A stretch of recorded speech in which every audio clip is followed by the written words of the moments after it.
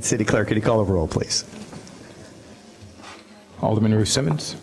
Here. Alderman Suffredin. Alderman Ravel. Here. Alderman Rainey. Here. Alderman Fleming. Here. Alderman Fisk. Alderman Braithwaite. Alderman Nguyen. Alderman Wilson. We have a quorum.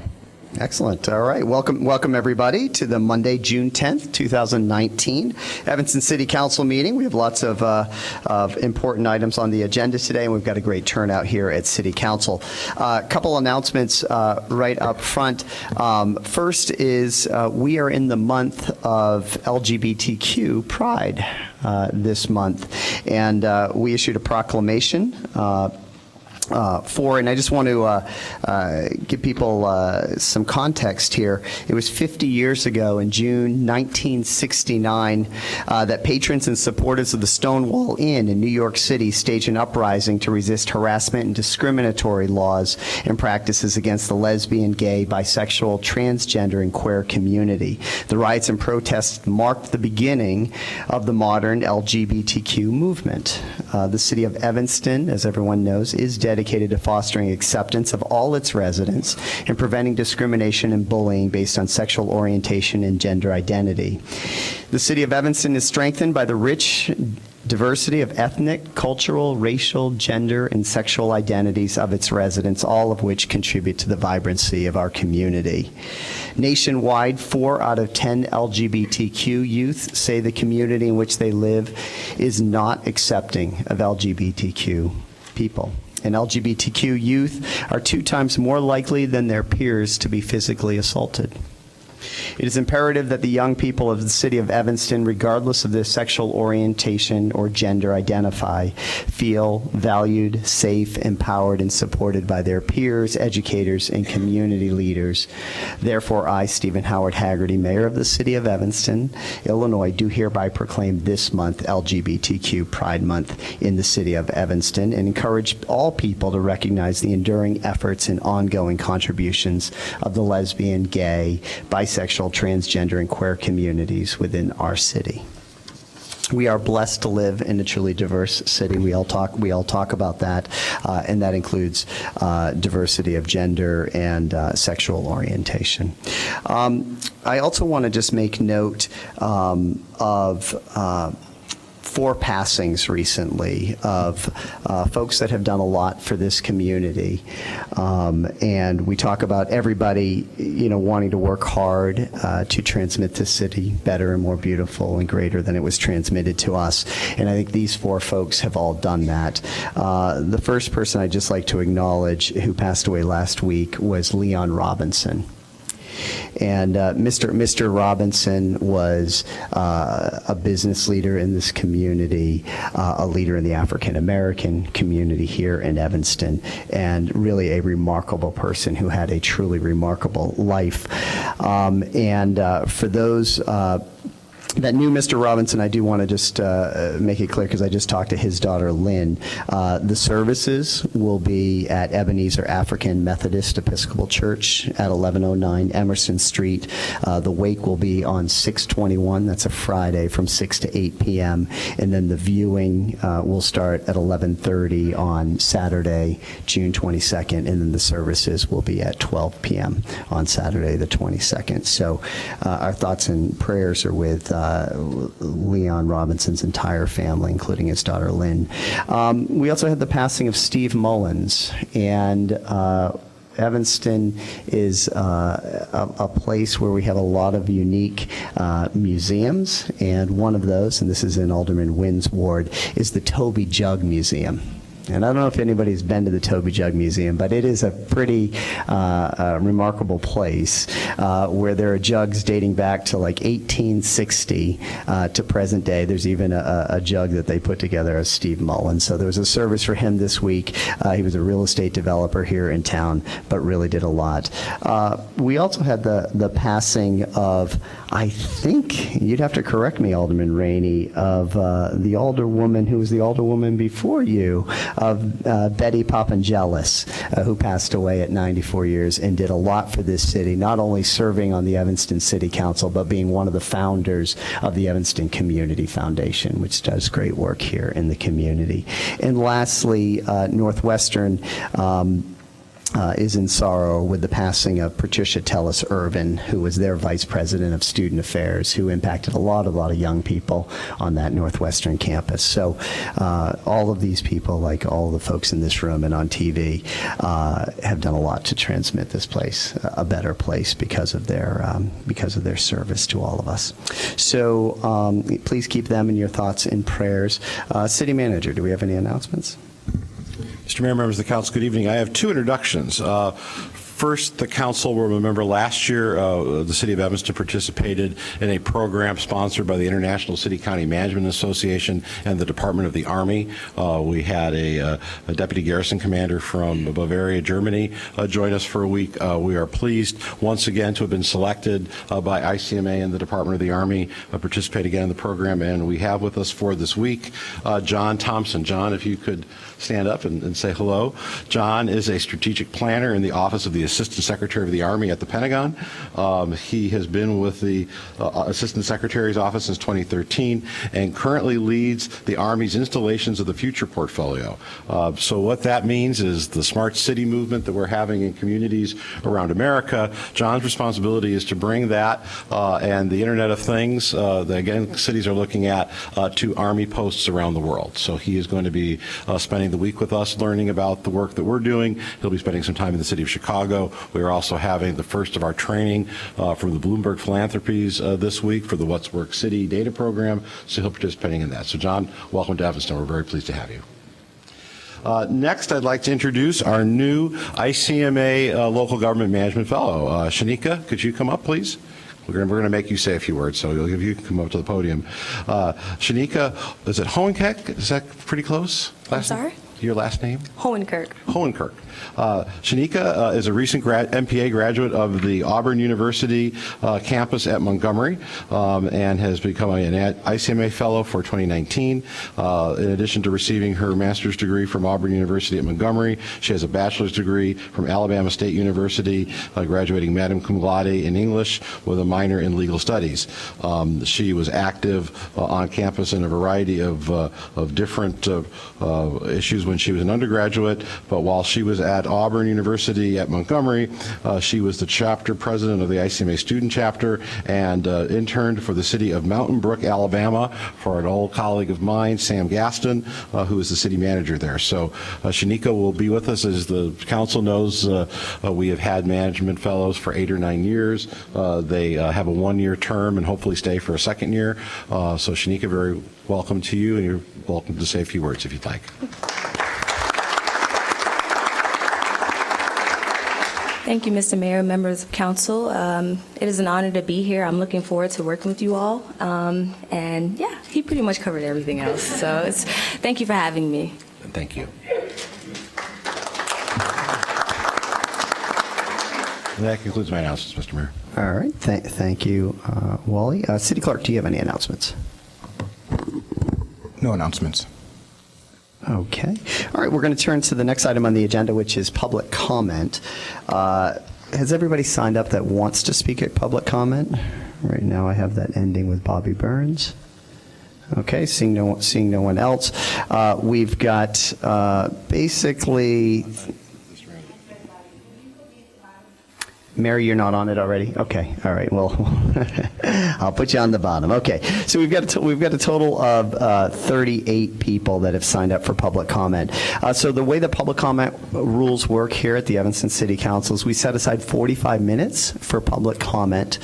And then we take the total number of people that would like to speak, we divide it by 45 minutes, and that pretty much comes out to the time that we're going to allocate to each person. Obviously, there are a lot of people that would like to speak on issues tonight, so I am going to ask everyone to be respectful of the time allotment, and I'm going to go ahead and allot a minute 15, so 1 minute and 15 seconds for each person. I'm going to ask Clerk Reed, who usually keeps track of the time of each speaker, and he'll have a little ringer there. If it goes off, if you could just wrap up really quickly after that, it would be appreciated. And then I'm going to ask the city manager if he'll just keep track of the entire allotment of 45 minutes. The way the rules are written, after 45 minutes have elapsed, we would then move into the city council meeting. I do have to say we've done a pretty good job job in the past of getting all these comments done. If everybody just respects the time of a minute, 15 seconds tonight, we'll be able to do that.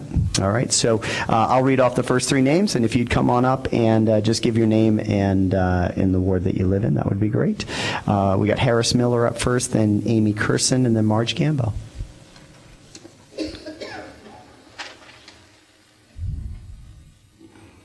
And then if you're in the lineup, if you wouldn't mind coming up, so once Harris finishes, we can quickly move on to Amy and then to Marge, and then we'll keep going. Welcome, Harris. Come on up.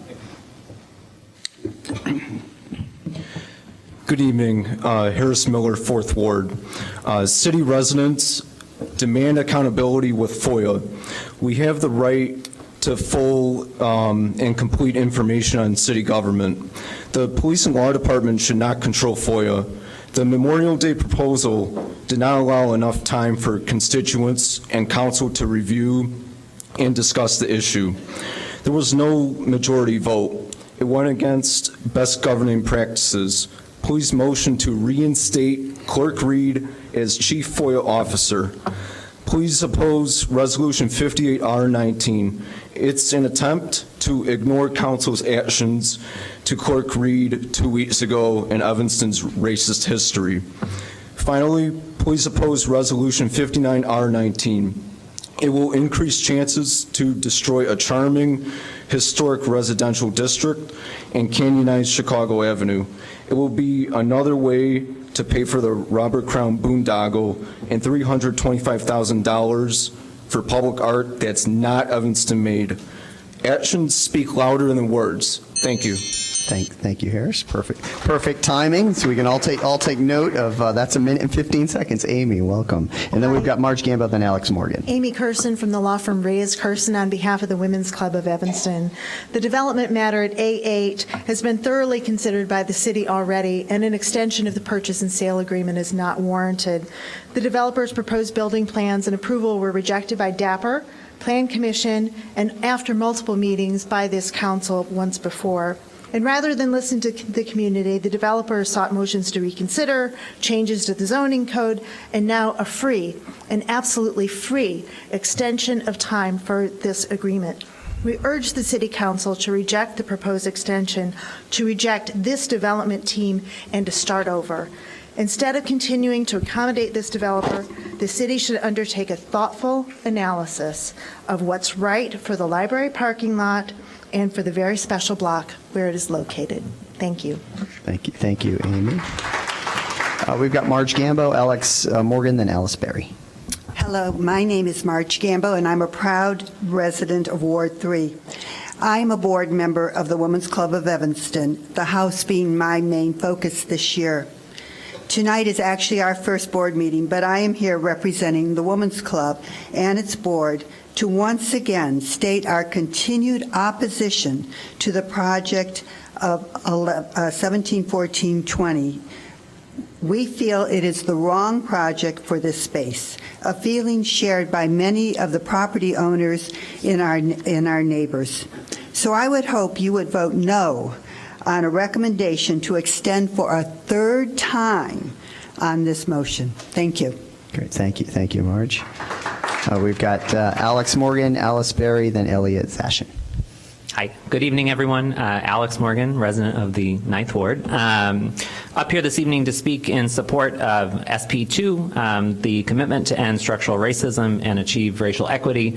I'm up here really to say that I think this is a no-brainer, and I didn't poll council in advance, so I don't know where everyone's head is on this. So just hope that you'll read this aloud this evening for the record. I hope that it'll be a 9-0 vote. And I think it really encourages us to look inward and say, not just that we've got a commission and an individual to tackle these issues in our city, but to think about what is every lever that we've got in the city of Evanston. How does it impact all residents, and especially those in marginalized communities right here in our hometown. So thank you very much. Hope you will support. Thank you, Alex. All right, everybody's doing a great job with the time. You're all to be commended. Let's keep it up. We got Alice Berry, Elliot Zashin, then Sarah Shostak. Alice Berry, 9th Ward. I urge this council to adopt Resolution 58R19, a commitment to end structural racism and achieve racial equity, and please do it unanimously. It's time for Evanston to do this, to say we're going to commit ourselves to anti-racism. In every healthy community, a set of rules is adopted and posted in some way, and that empowers everybody to point it out when a rule is broken. Look, there are the rules we all agreed to abide by. That's one thing this resolution does. It empowers everybody in Evanston to say to anyone who's not with the program, we all agreed to become anti-racist. Last January, a reporter named Patricia Mazzei did an interview with some Trump voters in Florida for the New York Times. One of them, a woman named Crystal Minton, said about the president, he's not hurting the people he needs to be hurting. When we talk about structural racism, it's common to use words like injustice and discrimination, but the bottom line is structural racism hurts people because someone thinks they need to be hurt. I want to live in a city that does not hurt people by design. I want to live in a city that hurts nobody by design and that helps whoever needs help by design. Thank you. Thank you, Alice. We got Elliot Zashin, Sarah Shostak, then Vicki Burke. Elliot Zashin, 9th Ward. First, I want to commend my alderman, Cecily Fleming, for bringing this resolution to the council. We certainly support it. I think it's timely. In the preamble of the resolution, it says that the approval of the proposal in itself will not change anything substantive, but it does indicate a commitment on the part of the council, assuming that the council will endorse it tonight, to use all its powers to counter the impact of structural racism in our community and to make the term racial equity more than just a slogan. I think the two specific steps that the council, if it approves the resolution, commits itself to, one, to go through racial equity training, and two, join GARE, a national organization that helps communities figure out how to use the racial equity lens and perspective to change their practices. So I think those are good first steps, but they're only first steps. And I would like to think that everybody on the council will endorse this. Not too long ago, some of you may have heard there was a, Nina Cavens of Dear Evanston had a number of sessions on white fragility, and I looked around to see if there were members of the council there. Maybe there were some, but they weren't all there, and that would have indicated to me that there is a commitment on the part of the council. So I hope you will approve this tonight. Thank you very much. Thank you, Elliot. Sarah Shostak, Vicki Burke, then Mike Vasilko. Good evening, Sarah Shostak, and to comment on item A8. Short and simple, there is no valid basis to grant the developer's request for additional time. And this appeal for a third 6-month extension to the contract for the city sale of the library parking lot should be denied. The project has been before the council since July of 2016. In all that time, including 2 prior 6-month extensions, there have been virtually no adjustments to the plans that would even seek to meet the challenges of the adjacent historic properties, nor have they addressed other glaring deficiencies identified by DAPR and the Plan Commission. And the council already turned this project down in March. Why then grant still more time for a building that fails in so many ways to meet the terms of the original RFP? We in Evanston can do better than this, and we are in other places. Alderman Ruth Simmons set into motion more productive interactions among developers, DAPR, and the community of neighbors on Emerson Street. Northlight dropped plans for a Sherman Avenue tower and now proposes a different building on Church Street. The developers of 601 Davis are proposing a new office building design. In light of all this, I think it's logical to deny the request for more time if you would accept a development so different from and falling so short as this one does, draw up a new RFP, allow other developers to bid on the property with the reduced price and requirements. Thank you, Sarah. All right, we were doing great at the beginning. Now we're going over a little. All right, Vicki, get us back on track. I'm going to bring it home here. Vicki Burke, Ward 7, and I'm representing the WCTU Local Historic District as chair of the Center for Women's History and Leadership. I also urge you to please pull this and vote no. They've had 2 extensions. They've done nothing. I've gone to DAPR, I've gone to commission, and I've gone to council meetings, and there's been no vote after no vote. So please do not allow another extension for us to go on and, again, nothing be done. Thank you. Thank you, Vicki. All right. We got Mike Vasilko, then Sarah Vanderwicken, then Misty Wittenberg, then Darlene Cannon. Mike Vasilko, 6th Ward. Alderman Braithwaite, please make a motion to reconsider the FOIA officer vote from the last council meeting. The subject of additional FOIA officers was not properly noticed to the public.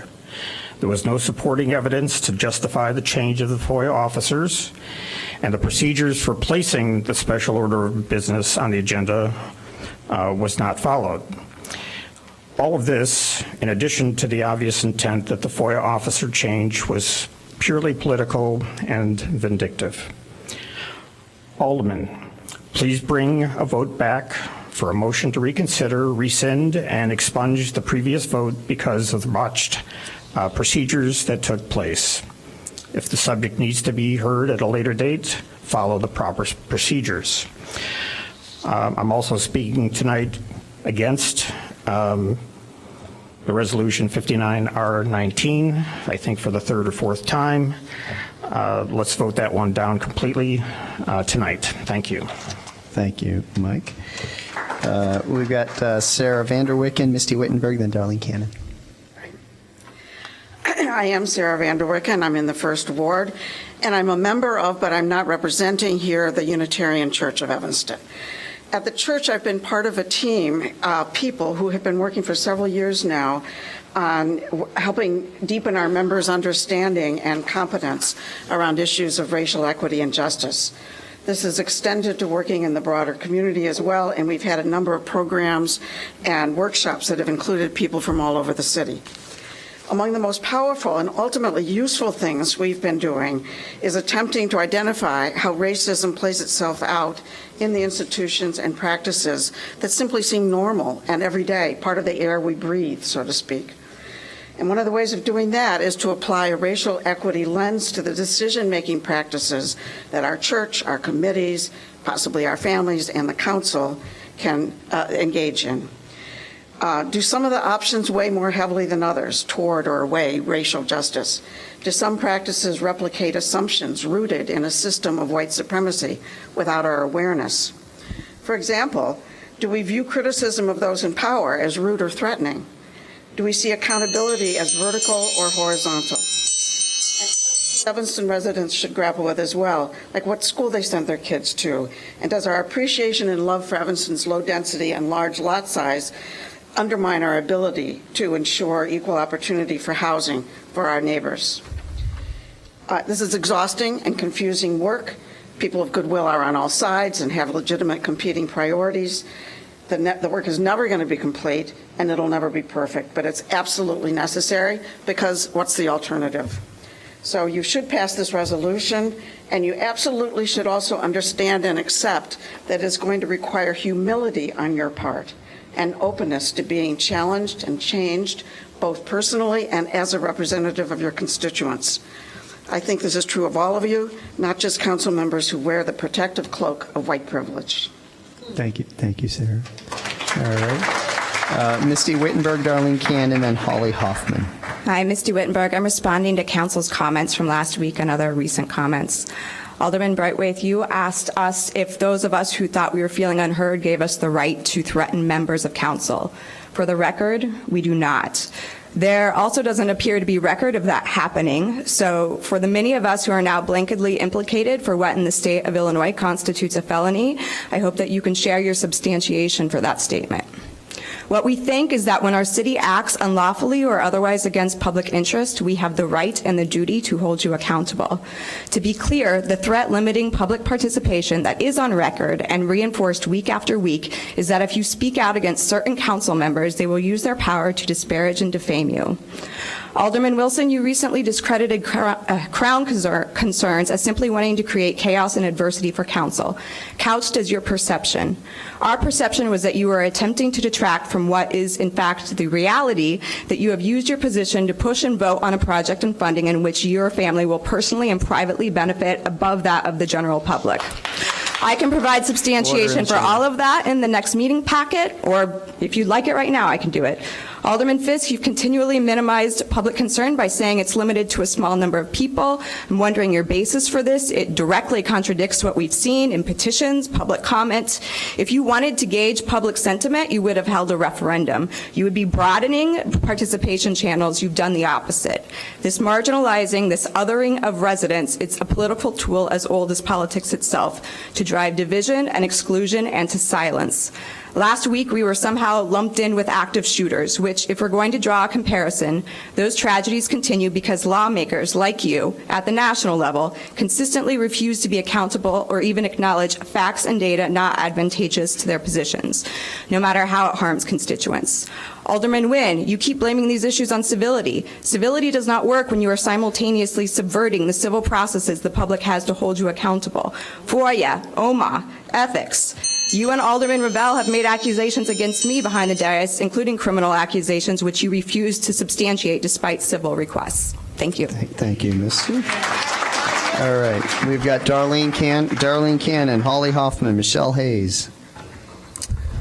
Good evening. I am here to speak about Resolution 58R19, in which the city will be committing to end structural racism and achieve racial equity in Evanston. It's a nice gesture. I personally don't believe it will have a positive impact on blacks in Evanston if there's no action. It's just words and a photo op. It feels like this is being used to cloak and distract us from the real discriminatory practices and actions of the city, such as institutional racism and lack of transparency. How can the council expect us to overlook the systemic oppression of Clerk Reed? This council has sat silently as numerous council members, the city manager, and the mayor has publicly berated Clerk Reed, and most recently, Mayor Haggerty treated Devon like his boy. This council has consistently shown us that they think they can smooth everything over and make it okay. It's like putting a Band-Aid on a gunshot victim. Thank you. Thank you. Thank you. Ms. Cannon. Holly Hoffman, Michelle Hayes, Rena Campbell. Hi, my name is Holly Hoffman, and I've been a resident in the 5th Ward for about over half a decade. Dr. Brown, the principal at Dr. Martin Luther King Jr. Literacy and Fine Arts School, sent parents a transparent, impactful, and panicking email I will never forget, entitled "No Longer Separate, Still Unequal," regarding our school's latest MAP assessment scores. To quote the email, in 4 grades, 0% of black students met college readiness benchmarks. The disparity between black and white students is at least 50%. My search for deeper understanding of how black students scored 0% led me to believe that black students are somehow not being welcome into their school. Implicit biases within our school seeped into our classrooms while our black children have been unjustifiably denied respect and dignity year after year. I must express my thankfulness for Dr. Brown and his transparency regarding the fundamental dysfunction. Parents and staff of our school can now take imperative steps within our community to move forward towards vital equity modifications. Resolution 58R19 acknowledges the cycle of trauma inflicted historically upon people of color as a result of white supremacist ideologies. And Section 1 speaks of an apology for Evanston's past racial policies. Please be aware that one aspect of abusive relationships is the tendency to apologize but continue the same abuse moving forward. We cannot let this happen here. We must take a strong stance within the schools to disarm the effects of psychological harm reinforced within our schools. Systematic eradication of racism starts with our children. Thank you, Holly. Okay. Thank you. Michelle Hayes, Rena Campbell, and then Evelyn McGowan. And again, we've got 1:15 for each person. Welcome, Michelle. Hi, thank you. My name's Michelle Hayes. I live in the 8th Ward. Good evening, Council, City Clerk, City Manager, and Mayor. I wanted to speak to the Resolution 58R19, but I wanted to speak on something that a rebuttal in Evanston Now of what Cicely Fleming had said. Evanston Now said that Cicely had set this forward without providing evidence that there was disinvestment in the Black community. My very first involvement with the city of Evanston was 19 years ago when we were called as community members to participate in a information finding session about placing a community center in the 8th Ward. At that time, I don't remember how much the consultant cost, but it was a significantly large portion of money that was allocated towards that. And when it was brought before council, council decided that the 8th Ward did not deserve the sort of community center that 8th Ward residents were asking for, and refused to even accept the information in the survey.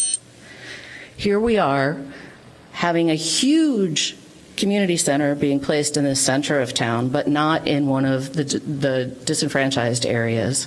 I think that's a pretty good call. I also wanted to draw your attention to the fact that CMAP actually has a map of disenfranchised areas, and there is specific overlap between disenfranchised communities and disinvested areas. Thank you. Thank you. We've got Rena Campbell, Evelyn McGowan, then Tricia Conley. Hello, thank you. I'm Rena Campbell. I want to first acknowledge the Potawatomi who had inhabited this land before we came here. I want to acknowledge that this is one of the statements that the City Council would like to make in the resolution, 58R19. I heard that the first time in South Dakota at a conference where every single Native American started by acknowledging the people that had inhabited the land before we came here, and I thought that was such a beautiful and necessary thing to think about who came before us and also who will come after us. I think that in the work that I do in equity and inclusion, it would be really easy to think that putting something like this into writing is somehow an admission of not doing the work. But let's be honest, the work is never done. We would be able to look at this agenda tonight and say, all of the points on the agenda are all of the ways that citizens already feel like the work is not being done. And so people continue to come, and they feel like they're not being heard, even though they come in great numbers. They show up, they speak out, and yet it appears as though council is unswayed by all of the impassioned pleas to be heard on the library lot, Clark Reed's authority and role, the Crown Center, and many more. Part of being committed to an equitable anti-racist Evanston is to really hear the voices no matter how they come and how they present without feeling tone police, because people get tired and there might be some upset and emotion and frustration by the time they get up here to find their words and speak their piece. But from a diversity perspective, acknowledging the problem and creating a proactive plan is actually a protection for the people and for the city government itself, as this shows positive intent, leads to greater support on the part of regulating agencies as if there were ongoing issues. Thank you for, I hope, doing the right thing and just unanimously passing this resolution. Thank you. Thank you, Rena. All right. Evelyn McGowan, Tricia Conley, then Carl Klein. And again, let's all try and keep it to 1:15 so we can make sure we get everybody. Good evening. Evelyn McGowan, and I'm in the 3rd Ward. Last time I spoke here was in the March meeting, and I spoke about my opposition to development of the parking lot, library parking lot development.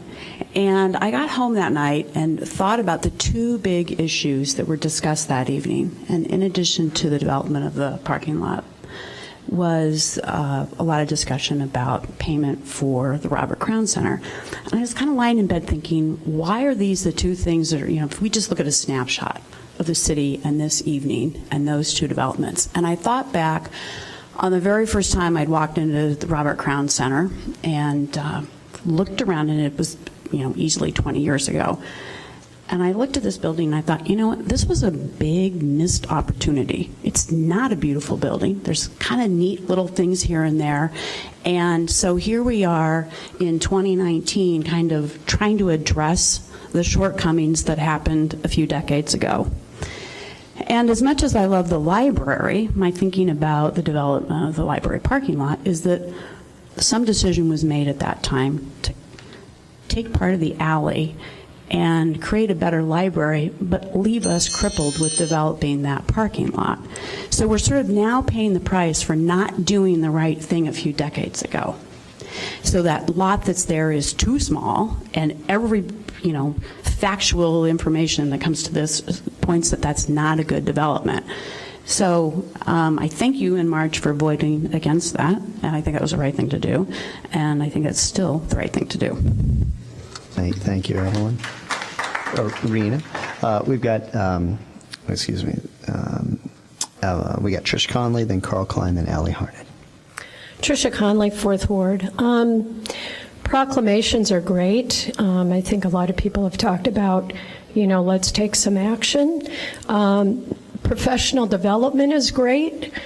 However, I think we all know what the right thing is to do, and I think that gets clouded with whatever the interests are at stake and what ends up getting done instead.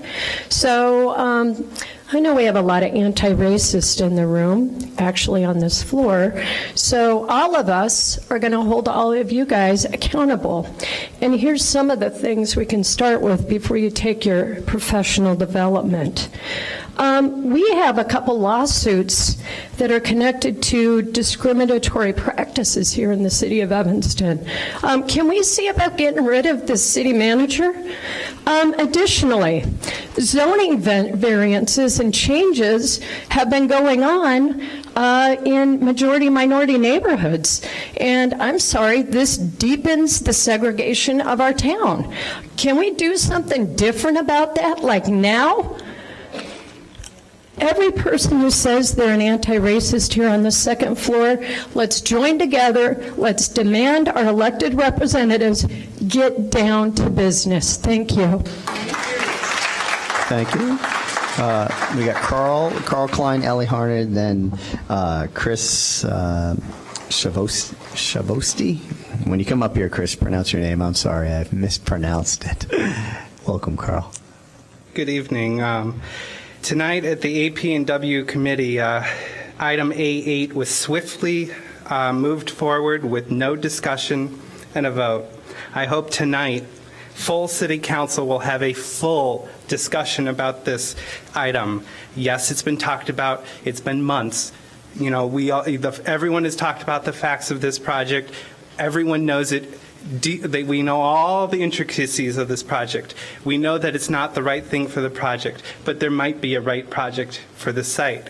So please vote no on item A8, but, just do not grant a 3rd extension. This is ridiculous. It's really getting ridiculous. Why do we have a zoning code if we're going to circumvent it in text amendments or whatnot? Please follow the zoning code, deny this item, and let's start again and have a civil discussion about how a new planned development can be on that site. Thank you. Thank you, Carl. Allie, then Chris, then Evie Russell. Thank you very much. I'm Allie Harnan from the 2nd Ward. Good evening, everyone. It's been a while since I've been able to come to City Council meetings. I've been watching on YouTube, though, but I have a little bit of a hodgepodge of thoughts that have been piling up. Number one, a 90-minute movie is a film screening. It's not a community meeting. I would have been really upset if I had come in person because I had my son that night. He hates movies. It would have made me really upset. 2, civil disobedience happens when people feel disrespected, fed up, when there's a fight that needs to be fought. Regarding decorum at council, I agree that that should be the ideal, but let us not forget that respect begets respect. 3, FOIA has obviously been a hot topic throughout tonight and other nights. I found an interesting article about a government's attempt to slip in a change in FOIA rules around a major holiday so that it would avoid media and public scrutiny. Opponents to the rule worried that it would make it harder for citizens to be able to hold the government accountable, and the government spokesperson defended the rule change, saying, restructuring the FOIA operations and management structure will increase accountability, consistency, collaboration, blah, blah, blah. Increased efficiency will mean greater transparency, but opponents didn't buy that. The government entity was Trump's Department of the Interior. Womp womp. Number 4, finally, I am in favor of the gesture of SP2. I support the City Council adopting a measure to acknowledge white supremacy and work towards its eradication and to work for racial equity. And I commend Alderwomen Fleming and Ruth Simmons for drafting it and bringing it forward. However, as written, I don't think it goes far enough. The 2 action points are a good start, but they are not nearly enough. I hope that in your discussion tonight, you will consider adding action items such as viewing every council decision through the equity lens that is often cited, considering the impact of big ticket items on issues that disproportionately affect families of color, such as affordable housing and social services. You could also consider adding an action item to apply restorative practices when harm has been done, which has a foundation of white supremacy and racist practices, including answering emails, taking or declining meetings, and addressing residents and fellow members of the dais. Let us not fall into the trap of neoliberalism and compliment ourselves on this great gesture. Let's do better. Thank you, Allie. All right, Chris, come on up here and pronounce your last name. Make sure we get that right. Then we got Evie Russell, then Joseph Accardo. Good evening. It's going to be Christopher Chavesty. That's a French last name. I apologize for that. You shouldn't apologize. I should be the one apologizing. I do every day. 3rd Ward, I'm here to support the new climbing gym that's being talked about. So I travel across the country for work, and I've been to dozens of these types of climbing gyms, and First Ascent, the company that has them here in Chicago, has the best I've ever seen, hands down. They're a great facility. So climbing gyms, how do they differ from traditional gyms? Climbing gyms are mentally and physically stimulating environments with supportive communities behind them. Which I find vastly different than our traditional gyms with treadmills, weights, where you're just kind of robotically going through the motions and dragging yourself there, every time it's a New Year's resolution. So our climbing community, it's diverse, it's engaging, it's backed by, a healthy mindset. And it's accepting values that I see within Evanston, the people around me. Climbing, it's also changed my life. Few things in life, I believe, have the ability to authentically do that in a healthy way. And if this gym changes one person's life in the way that it has mine, I think this build will be well worth it. So last thing I'll say is in the urban environment that we live in, Chicagoland, I think it's easy to get out of touch with nature, and this is a great way to show folks outdoors. So thank you. Thank you, Chris. All right, Evie Russell, come on up, then Joseph Accardo, and then Adrian Seitz. Evie Russell, 7th Ward. First, I want to second the Ascent thing. I'm also for the climbing gym. But the main thing is here, Alder people, Braithwaite and Rebel, please step up to the Democratic plate, call on a motion to reconsider Resolution 57R19. That's the FOIA resolution that was passed. Mayor Haggerty, tonight you found it important to celebrate events from 50 years ago. But without freedom of information, you and every other person on the council could not have had access to those historical records. In a democracy, obstruction to the process of information availability is tantamount to denying access to what happened in any portion of the past, and therefore a dangerous totalitarian precedent in our city. Thank you. Thank you, Ms. Russell. Joseph Accardo, Adrian Seitz, then Debbie Adamson. How's it going, everybody? I'm Joe. I'm from the 9th Ward, and I've been climbing for about 5 years, so this is for A16 to support the climbing gym. I came to Evanston 3 years ago, and I quickly found my sense of community at First Ascent, the climbing gym, and I've been a regular member ever since. To me, the climbing gym is much more than just an exercise facility. It's a home. It's a place where a diverse group of individuals can connect and appreciate the sport, and it really is for everybody, for all age groups and all abilities. The climbing community has given me some of the best friends I could ask for, and its intimate ties to the outdoors have given me a profound sense of admiration and respect for nature, and climbing has really brought me to a load of beautiful places to actually get outdoors. And I might not even live in Evanston to see it in operation, but I believe that Evanston would really be lucky to home the First Ascent Climbing Gym, and the facility would really complement the great sense of community that Evanston has.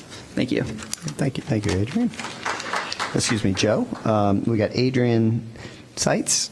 Okay, and come on up here and correctly pronounce that last name, and then Debbie Adamson, and then Kira Kelly. Adrian Seitz here from the 9th Ward. I'm also a climber at First Ascent, and I've been climbing also for 5 years, and I love climbing because it means so many things for me. It's not only my source of exercise and fitness, but it's also a source of community. It brings me outdoors, and at the end of the day, it's just really fun. So I think one story to pretty much accurately describe First Ascent climbing. A couple of weeks ago, I went just for a regular night of climbing, and about 10 minutes getting ready to climb, someone approached me, asked if they could climb with me. By the end of the night, we were exchanging numbers, saying we were going to climb anytime either of us were in the area of each other. This person was in their 40s, a man, a doctor. He had 2 children. We had very different walks of life. And this sense of community and just instant connection is something I find all the time at First Ascent. This is not out of the ordinary. So First Ascent, it means a lot to me, and it would be great if it added that sense of community to Evanston. Thank you. Great, thank you, Adrian. Debbie Adamson, Kira Kelly, then Elizabeth Hubbard. Hi, thank you. I'm Debbie Adamson, 6th Ward, and I am too a climber. So I'm here in support of First Ascent and Clark Street Realty. But first, I would like to show you how well supported this topic is by asking all of the First Ascent supporters here to please wave. And that's just a small portion of the representation of the climbing community here in Evanston. A first-class climbing facility brings climbers. Climbers spend time and money, and they eat, they drink, we all go out. It's a very social kind of sport. And First Ascent is also going to do some competitions and events that will use our vendors like Smiley Brothers and such things. So I just wanted to let you know that it will actually bring in more revenue than you might think just based on its own facility. They really branch out. They try to get into our community. They'll do volunteering. I know they'll go into more detail once they get up here, but it's just a wonderful sport. It also changed my life, so I would really appreciate your support in this. Thank you. Thank you, Debbie. Let's see, do we have Kira Kelly? And then Elizabeth Hubbard. Here comes Kira. All right, so Kira, if you can come up, then Elizabeth Hubbard, if you can get in line, and then Ray Friedman, and then we'll have Jean Barkley.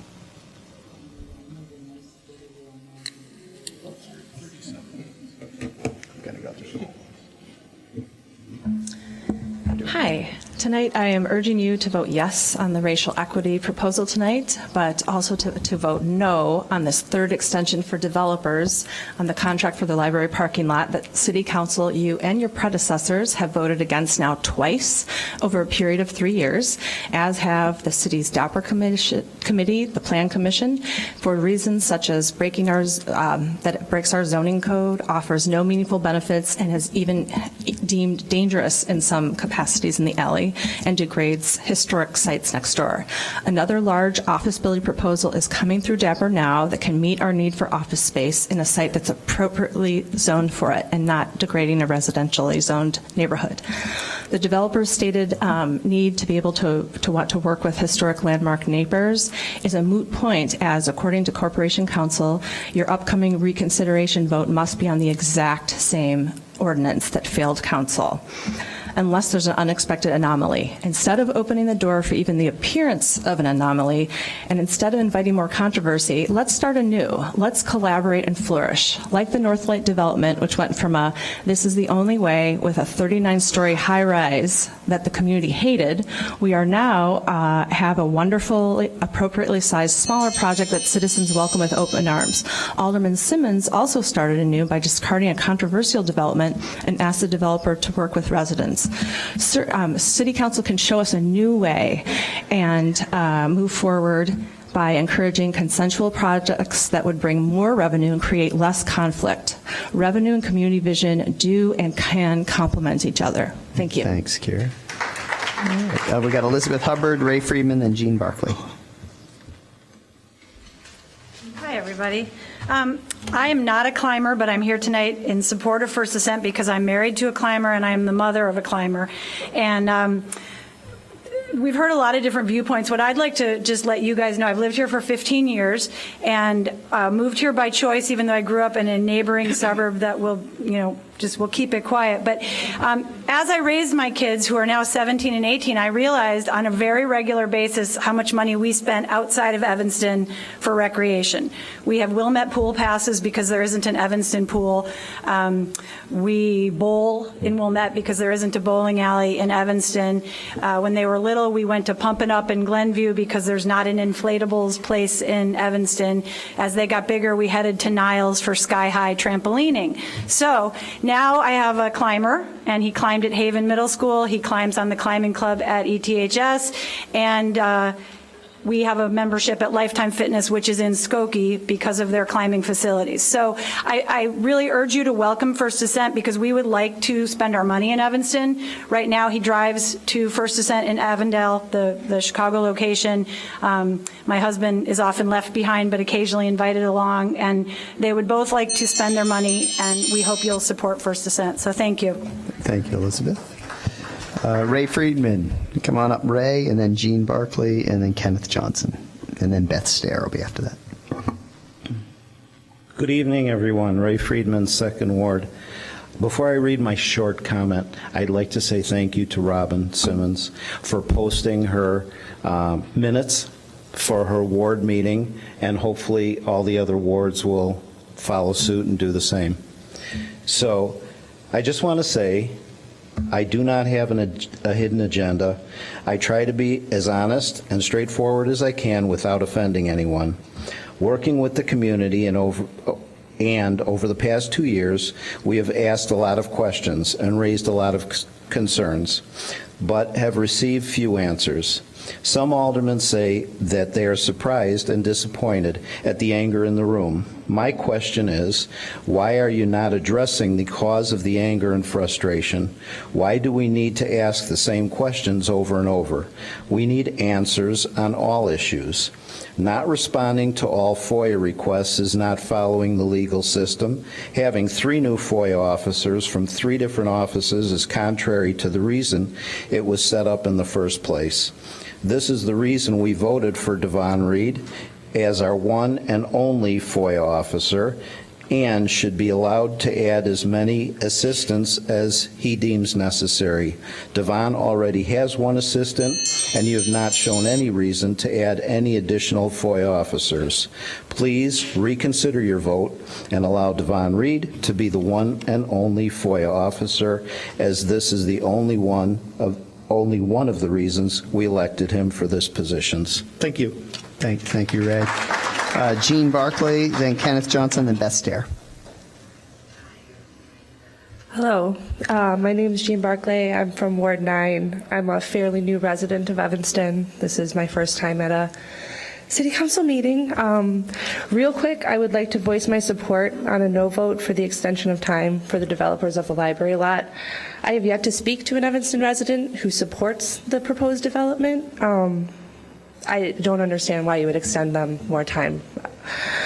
The main reason I'm here, though, is I speak in support of building the First Ascent Climbing a Gym. I, too, had my life changed by climbing. I bring my children to the climbing gym. When I moved to Evanston, I had to stop going to the climbing gym. And I'm frustrated by the climbing gyms that are here in town. I want a big climbing wall, and I want it built by First Ascent because safety and community are at the forefront of their mission and what they do, and they do bring a lot to their community. Climbing is a healthy activity for all ages. I started at the age of 36. I know people who started at the age of 60, people I met at the climbing gym. It'll bring taxable income to Evanston. It'll help bring business and liven up the Dodge-McCormick corridor. The climbing community is inclusive, environmentally responsible, and again, in need of a big wall in the area. Thank you. Thank you, Jean, and welcome to your first meeting. I've been saying Kenneth Johnson, but I don't know if that's how it came across Bennett, but I'm thinking it's you, so come on up. And then we've got Beth Stair and then Meg Welsh. Yes, that's my name, Bennett Johnson from the 9th Ward, and I'm a climber.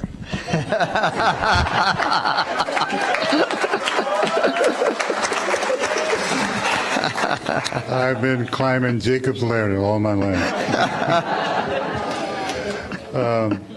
One of the things, I agree that the 58R19 is a good concept, but I want you to understand that in 1776, the Declaration was passed, which said all men are created equal, and it was passed by a group of slaveholders, no women, and you had no property. So it was sheer hypocrisy. The resolution that you passed last week denying FOIA rights for Mr. Reed is an example of hypocrisy as it relates to this equity concept. The Harley Clark activity, the Robert Crown problems, the library lot. In other words, I could stand here for the next 5 minutes and name instances of violating the concept of equity and inclusion. Corruption goes in two ways. One, power. The fact that you have power, anybody who has power, is subject to being corrupt. Money corrupts. People give money and donate, and that corrupts. Catering to the 1% rather than dealing with the 99% of the citizens is a matter of corruption. Collegiality. You like each other too much that you forget that you have a commitment and a duty to the citizens. Again, traditional Evanston is a racist town. I grew up in a racist town. I could spend another hour giving examples of racism. I do need you to wrap it up in like 15 seconds. I'm wrapping it up. You're darn right. So we need to either consider ourselves changing and altering our behavior and not becoming a traditional Chicago political. I spent a lot of time in corrupt politics in Chicago and deal with the wishes and needs of the citizens that you hear talking to you this evening. Thank you very much. Thank you, Ben.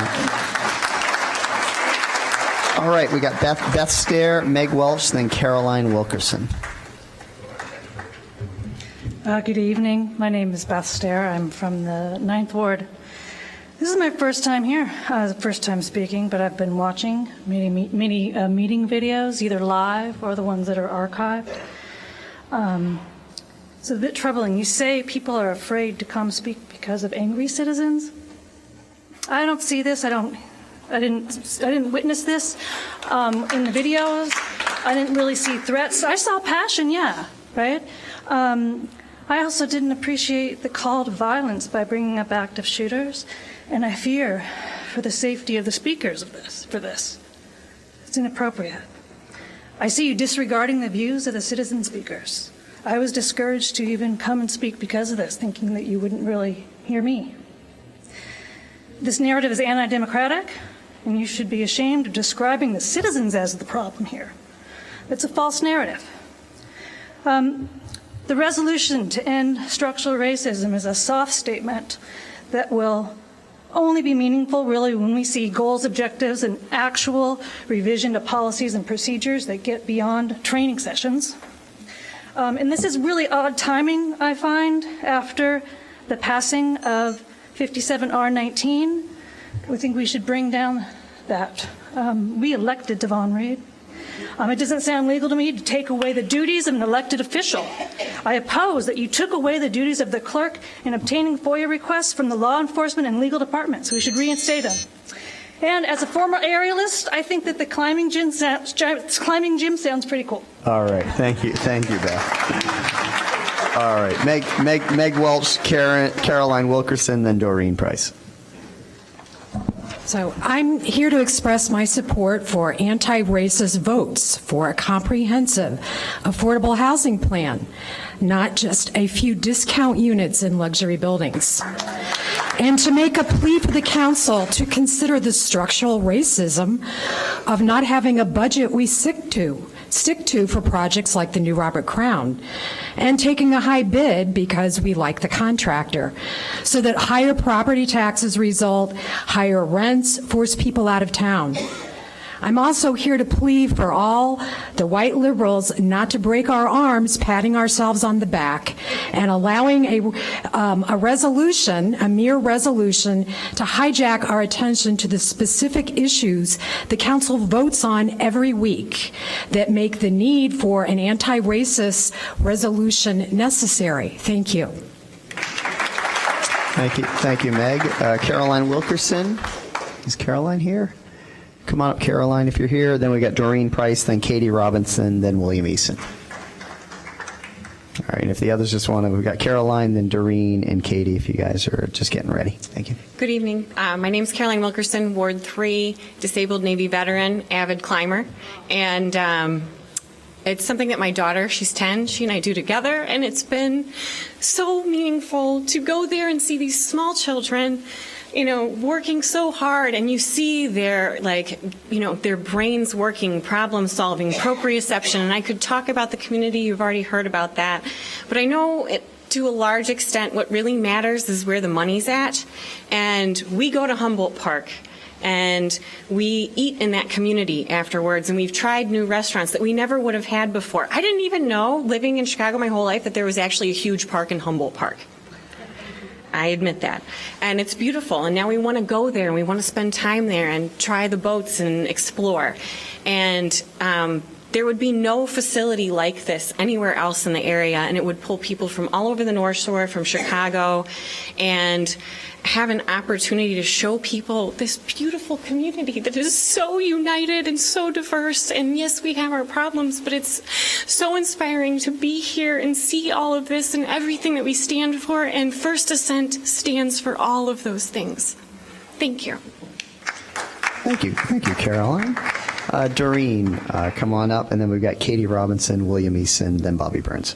Okay, I had some difficulty. I was really happy to see this initiative and listening to what other people say, because I live alone, so the people I associate with give me lots of inspiration, more than enough. And the speakers covered what was dear to my heart.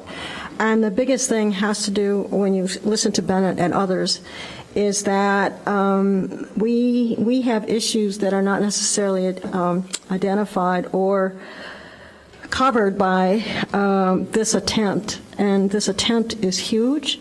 It's worthwhile, but to put some meat in it is really what's needed. And there's the reference to this group that everyone knows about, except Evanston now, that does consulting. And I have, forward to you because of the shortness of time, if someone would have looked up the Seattle city on that website of the group. I'm not doing my acronyms right, but anyway, of the group that can navigate the city. There's infrastructure. There's all sorts of goodies in there that from the get-go you can take this as is and apply it to Evanston, but it was ignored in terms of the availability, which is available. Last thing is that the statement that makes me shudder and quiver and not very confident, it says, while the City Council understands this resolution will not repair harm or make a tangible change in individual's life experience, we desire to make a public commitment. Well, how can you make a public commitment with no outcome? Thank you. Thank you, Jareen. All right. We've got Katie Robinson, William Eason, Bobby Burns. Just like remind everybody, we got a minute 15 seconds for each speaker. We need to try to get to it. We're almost done with public comment, and Clerk Reed's got the time. So welcome, Katie. Thank you. Good evening. My name is Katie Robinson. I live in Ward 4, and I am speaking tonight on behalf and in support of the climbing gym. I've been a member at First Ascent for almost a year now, and I love the gym. It is more than a gym. It is a community, and it's not just a community of people that look and think and talk like me. It is very much a diverse community. Also, it's very much a community of, there's a lot of women supporting women being strong, and I think that that's something that a lot of sports in general kind of do, but the climbing community is, you're literally cheering for other people as they're climbing up the wall, and that's a really cool and supportive environment that I enjoy being a part of. And lastly, I do go out with a lot of my friends out to eat afterwards, and I think it could bring a lot of nice economical benefits to the city of Evanston. Thank you so much. Thank you, Katie. William Eason, Bobby Burns, then Mary Rosinski.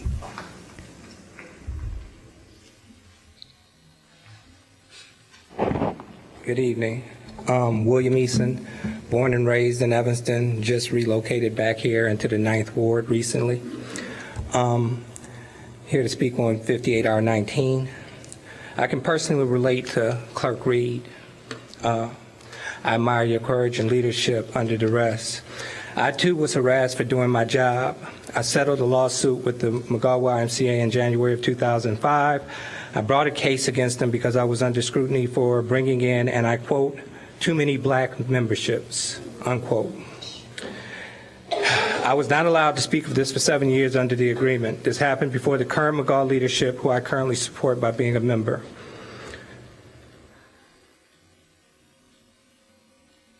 The problem that I have is the timing.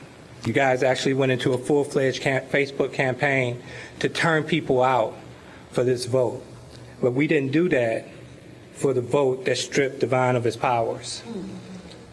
It was in the dead of night over Memorial Day weekend and was very undemocratic.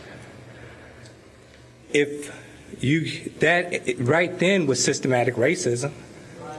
This council engaged in systematic racism 2 weeks ago, and now you want us to just, you want to put that, and that was policy. You voted on policy. This isn't even policy. It isn't even substantive. But you want everybody to be here for this. Thank you, William. Bobby Burns, Mary Rosinski, then Rodney Green.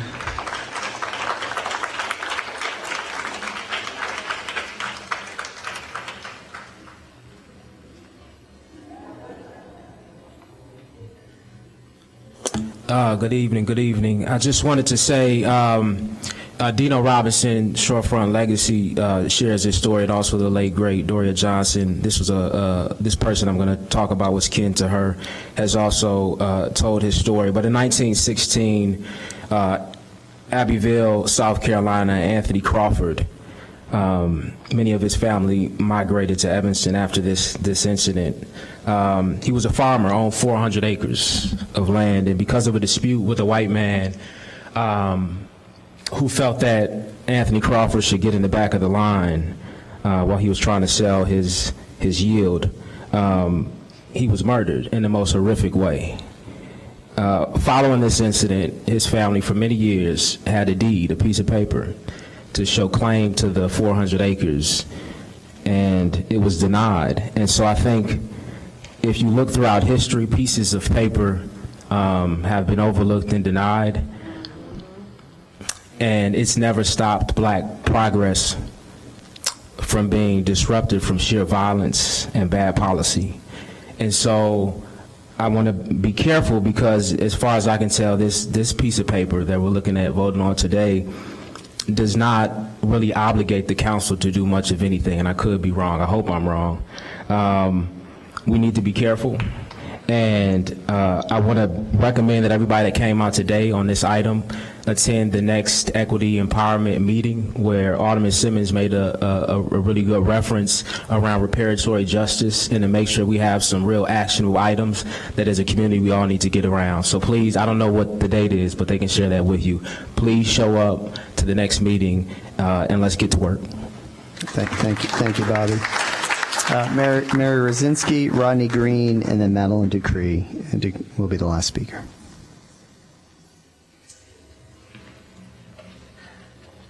But I tell you, I think public comment's getting better and better every week. It's fabulous hearing all this. And I think people are really waking up and they're saying, guys, please listen to us. You know, we're not going away. We're getting stronger. We're joining hands. We're crossing wards and we're working together. And we just want you to really, really listen.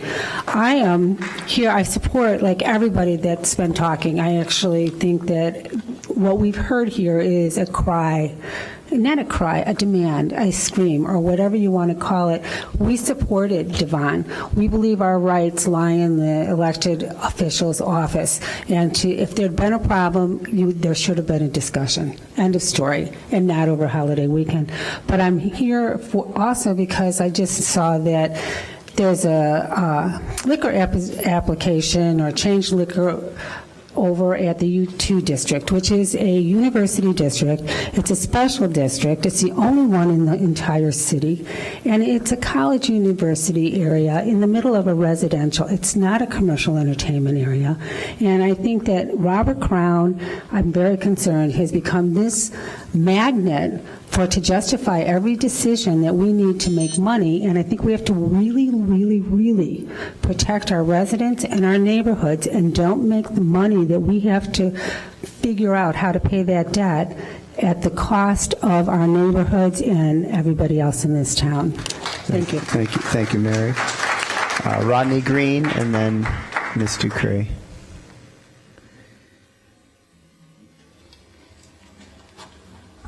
Rodney Green, 5th Ward. I'm here to talk about the increased liquor licenses that seem like everybody's coming in town. They want one. I'm also talking about the one that's, I think, Northwestern wants to have during the games. You already have problems with them at games. Now you're going to add liquor to them, which will increase this. My second thing that I'm going to talk about is that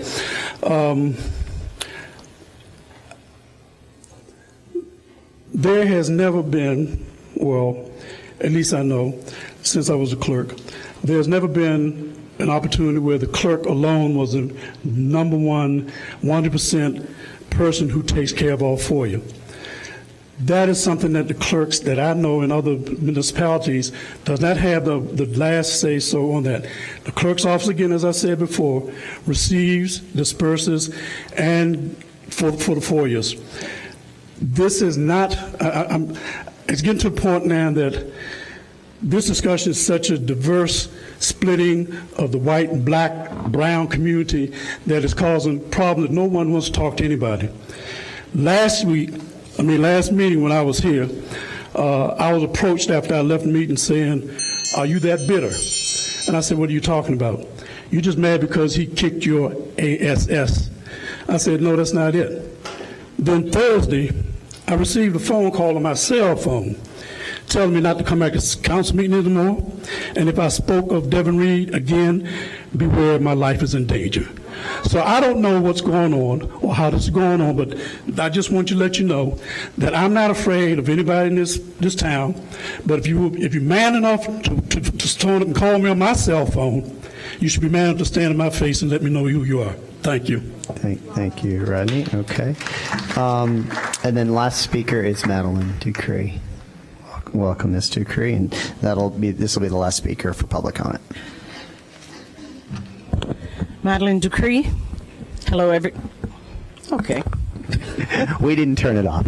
Wait, they are off. What's going on? Hello, It's not hello. Working either. Oh well. Are these working? Okay. Hello, people at home. You might not hear me. Give us what, SP1, Madeline. Give us 1 second. The resolution 53-R19, honoring and recognizing the fallen soldiers in Evanston, is greatly appreciated. It's a beginning. Thank you, Mayor Haggerty and others. SP2, Resolution 58. I do hope all council members vote to commit themselves to tonight end structural racism and achieve racial equity in Evanston, in the city of operation. This is a beginning, but I do believe this resolution 58-R-19 could have entailed more. We're not hearing a word you're saying out here. Yeah, we're looking into that, Mr. Gibbs. Then your minute should start over. Oh, yeah, the clock should stop. Yeah, stop the clock. None of them work. Nothing. It all turned off. Hello. Mine doesn't work. None of them work. None of the mics work. The whole system. Okay, what's the decision? You want to go on? Why don't you give us 1 minute? Wally went back to see if he can find out if there's something wrong in the control room. It's the second time it's happened, right? Mm-hmm. Did it happen the other night at a committee meeting? Yeah.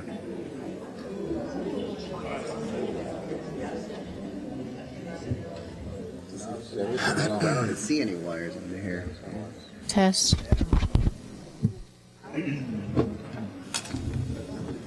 Lights on, but it's still not working. We're going out on TV.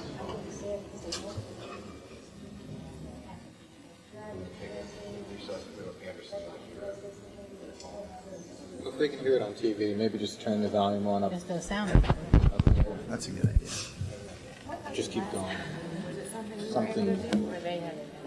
Not sure. If they can, let's do this. Volume on out there so that those folks can hear it, the TV volume, and then we'll just speak loudly in here. He's going to turn that on. Mr. Cree's got a loud voice. You got a loud voice.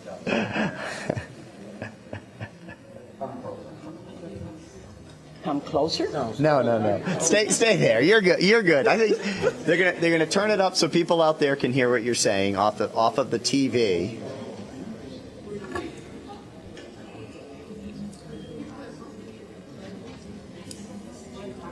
They're not on. Can you hear me now? Maybe They can. we need a I new. can hear you perfectly. Testing the TV. Testing the TV. People out. Those folks out in the anteroom. Try now.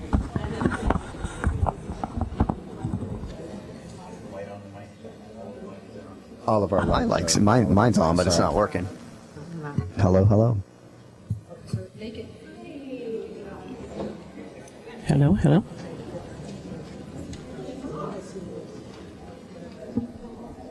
So in the back, can the TV hear? TV's working? All right. So they can hear from the TV in the back. TV's working? Yes. Hello?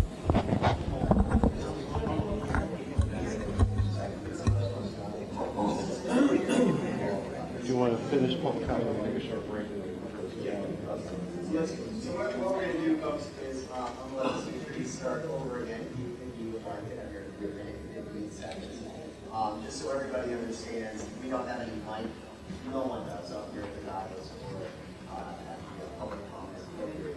But out there, they can hear because for some reason through the television, you can get volume. So people just put this up front.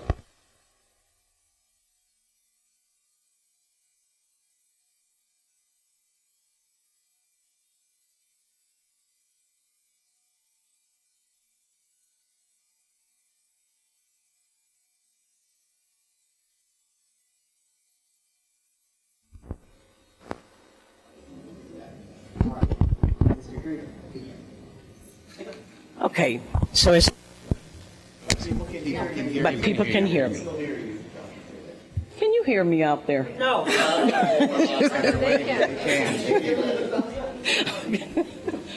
Okay. Okay, I'll start at, you might buzz me out, but. We're going to give you another minute 15. Start. Okay. Okay. SP1, the resolution 53-R-19, honoring and recognizing the fallen soldiers in Evanston, is greatly appreciated. It's a beginning. Thank you, Mayor Haggerty, and others who made this event possible. SP2, Resolution 58-R19. I do hope all council members vote to commit themselves tonight to end the structural racism and achieve racial equity in the city operation. This is a beginning also. But I also believe this Resolution 58-R19 could have entailed more. Just the committee too, it's not enough. But in my opinion, it's long overdue here in Evanston. Thank you.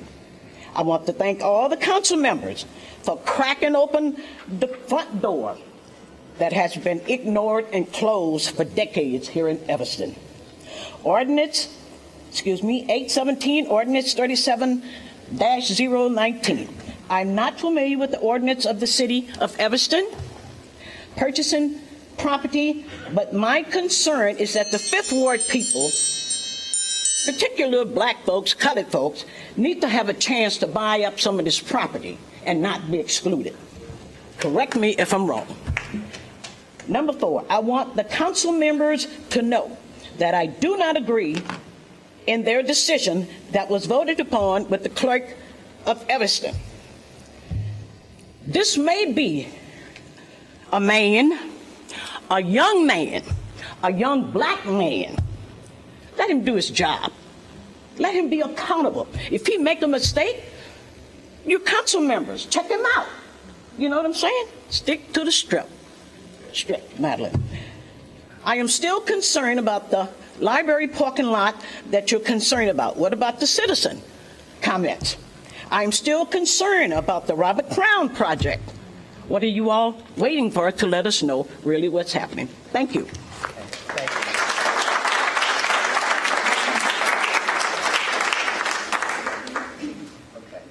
All right, we're gonna go ahead. What's that? Hello, can people hear me? No. All right. They can hear out there. They can hear out there. But can you all in here hear if we're talking at this level? Not really. So here's what we're going to do. We're going to go ahead and take a short break, and we're going to resume as soon as our technical staff can get the speakers back up and working, so everyone can hear the discussion.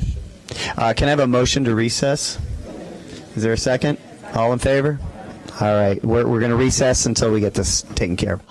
All right, we're going to go ahead and resume the Monday, June 10th, 2019 Evanston City Council meeting. As everybody knows, we just finished up public comment.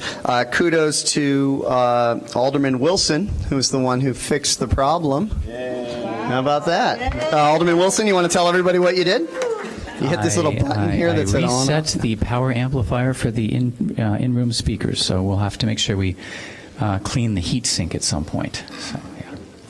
Excellent, excellent. That sounds like somebody that owns a old home here in Evanston. We will attend to that. So yeah. All right, all right. Well, thank you for that. We're going to go ahead now and move into the special orders of business. If somebody wouldn't mind, just because we get a lot of feedback here, shutting the larger door. We get the TV out there so folks can hear what's going on. Could I ask Alderman Nguyen if you would introduce SP1? Thank you. And the reason I'm asking that is because I know that you come from a military family. Yes. And I thought it would be nice. Thank you very much. Yeah. SP1 is Resolution 53R19 designating eligibility for memorialization of service members on the Fountain Square Memorial Wall. Mayor Haggerty recommends the City Council adopt this resolution, which formally adopts requirements to honor fallen soldiers, sailors, Marines, airmen, and Coast Guardsmen from Evanston who lost their lives in combat. And the rules were not formally adopted. So I move approval of this. Second. All right, Alderman Ruth Simmons seconded it. Just a little background here for the public and other people. So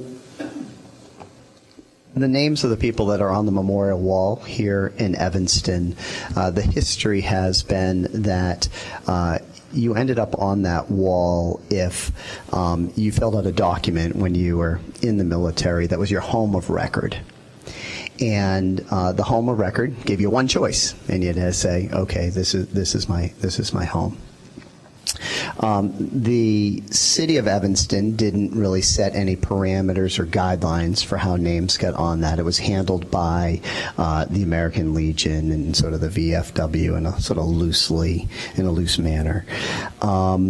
And the fact of the matter is, as we all know, the world has changed a lot from, the 50s, back in the time of World War II and of Vietnam and Korea, to the point where families are different these days. And there have been people that have come forward and said, my, son died in a war, and, he lived here for a very brief period of time when he was younger. His mom and I separated. I've lived here my entire life. If walls and memorials are there really for the living, then it would be our request that our son also be recognized on this wall.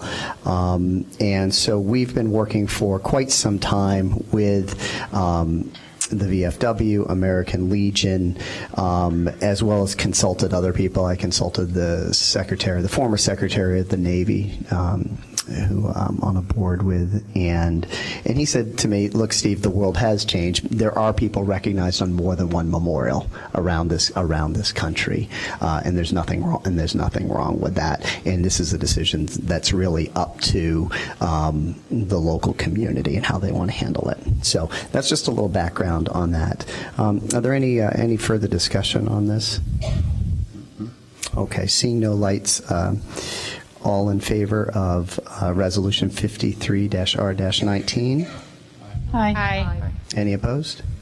Okay, so terrific. Resolution 53-R-19 designating eligibility for memorialization of service members on the Fountain Square Memorial Wall passes the Evanston City Council on a 9-0 vote. I would like to recognize one individual that I think is here. Mike Roche, are you in the room?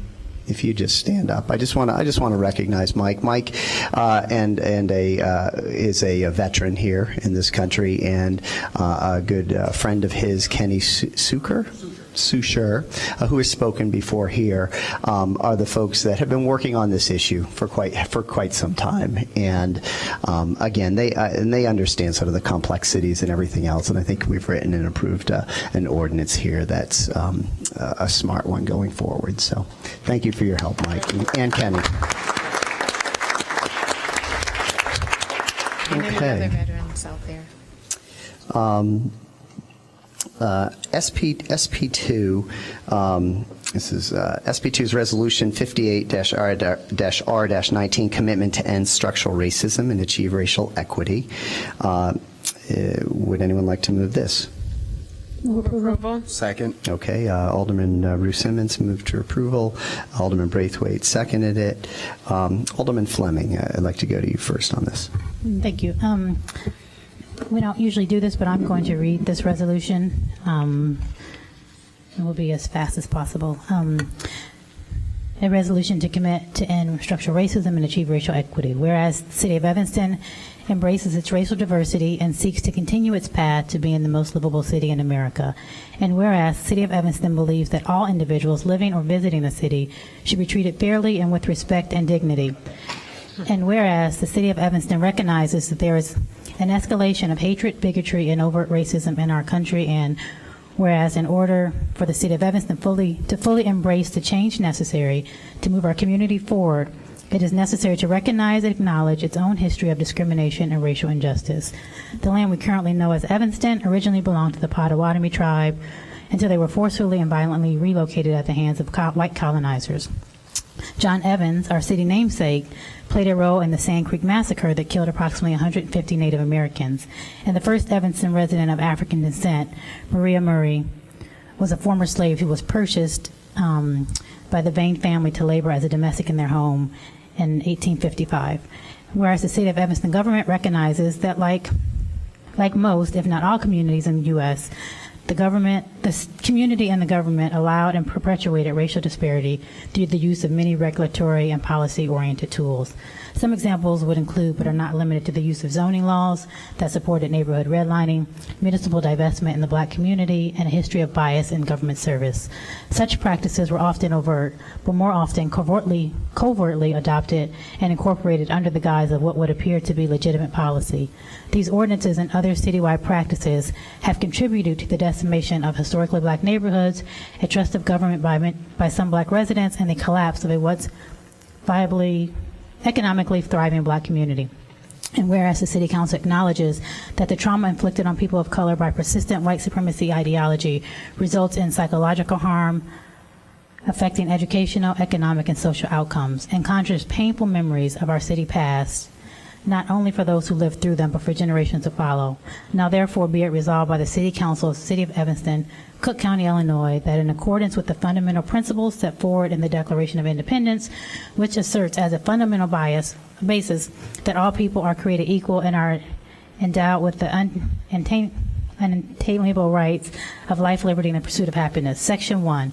The City Council of Evanston hereby acknowledges its own history of racially motivated policies and practices, apologizes for the damage this history has caused the city, and declares it will stand against white supremacy. Section 2, the City Council of Evanston hereby rejects prejudice and bigotry based on race, religion, gender, sexual orientation, national origin, including the idea that white people are inherently better or more worthy than any group of people, and declares that it stands against white supremacy. Section 3, the City Council of Evanston hereby condones the actions, speeches, and attitudes of those who promote hate against any race, ethnicity, or other bias in an effort to interfere with the inattainable rights of any human being. The City of Evanston hereby declares that it affirms its commitment in collaboration with all residents to pursue policies and take action to ensure civil and human rights to all individuals. Section 4, the City Council of Evanston hereby declares Evanston an anti-racist city that strives to value its residents, be a welcoming place to all people in the community,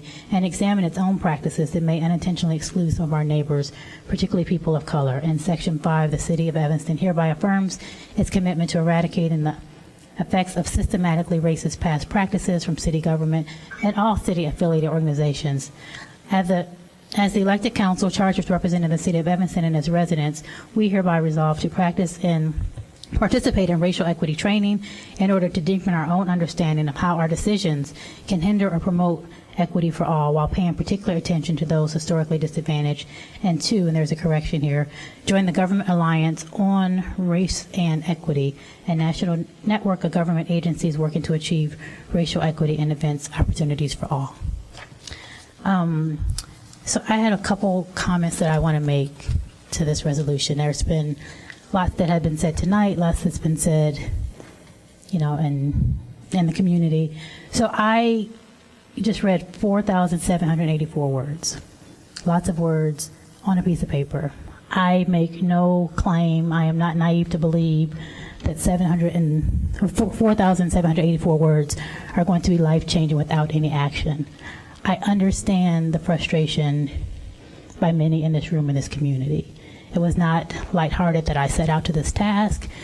It was not to patronize. It was not to be a mouthpiece for the mayor to smooth over race relations, which some people have accused me of, clearly people who don't know me very well. It was to start what I hope can be a productive and healing process and a learning for the City Council. So as everyone has said tonight, there is lots of work to do. A resolution is not one that is an action plan necessarily. It is a commitment and a statement that you can hold us and we can hold ourselves to. In writing this, it was not my goal to set out a dissertation and every step that needs to happen, because that is the role of this entire council. That is the role for us to support our staff in doing. It is not necessarily my role as one individual. What I did do by writing this document, what my goal was not for this to be seen as Cicely Fleming's resolution. It is the resolution of the City Council, but just like everything else, it has to start somewhere. And so I have spent the last 5 years or so educating myself on racial equity as it pertains to government agencies. And so I wanted to use the knowledge that I have to get us moving. And that's not to discount the work that has been done. The council before us committed to hiring a director of equity.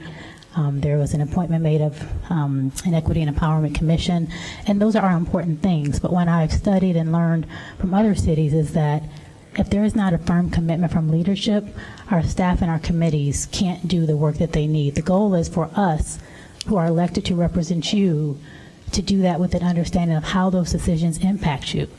The goal of racial equity in the government is not for a commission or one staff to lead all this work and then tell us what to do.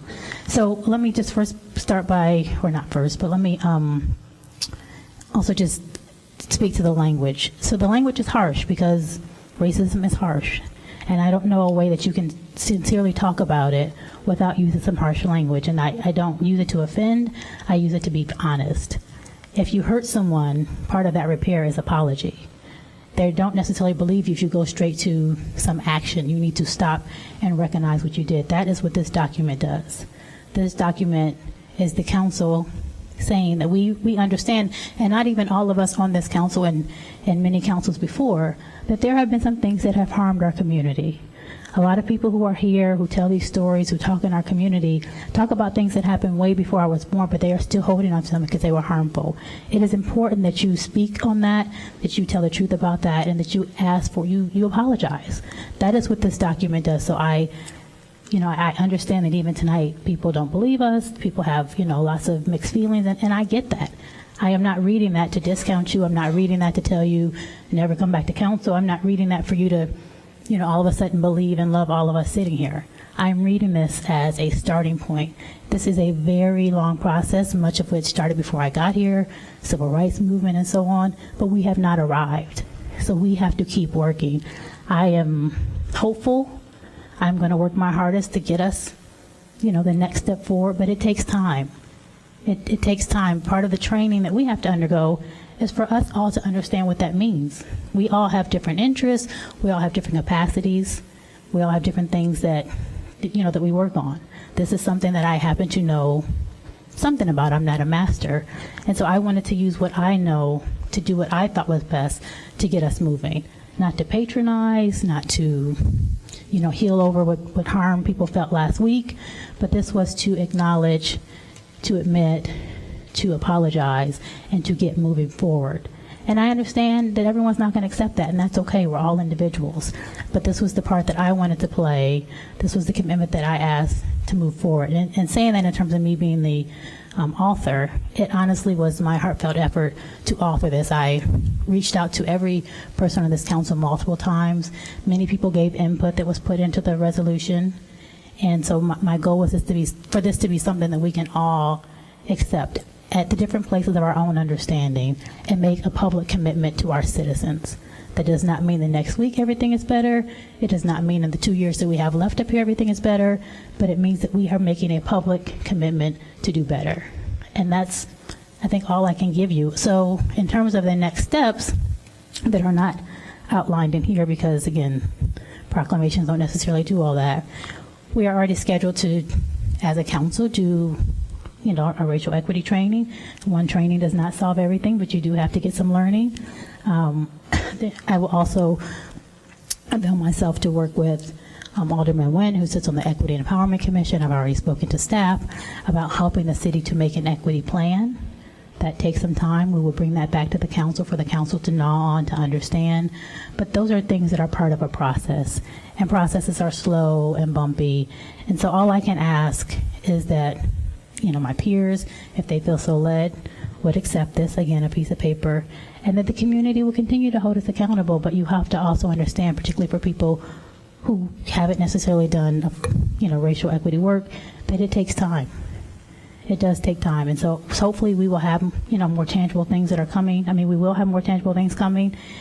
And you'll be able to see where we are in our journey. And it won't be perfect, and it won't be pretty, and we won't all agree. But we have to make the pledge to you that we're going to commit to that. So that was my goal in writing this. I appreciate all of my peers who have talked to me about it, who have given their input. We haven't all agreed on this. We don't all agree on the language of this. But I think that we all are in this job because we want what's best for our community.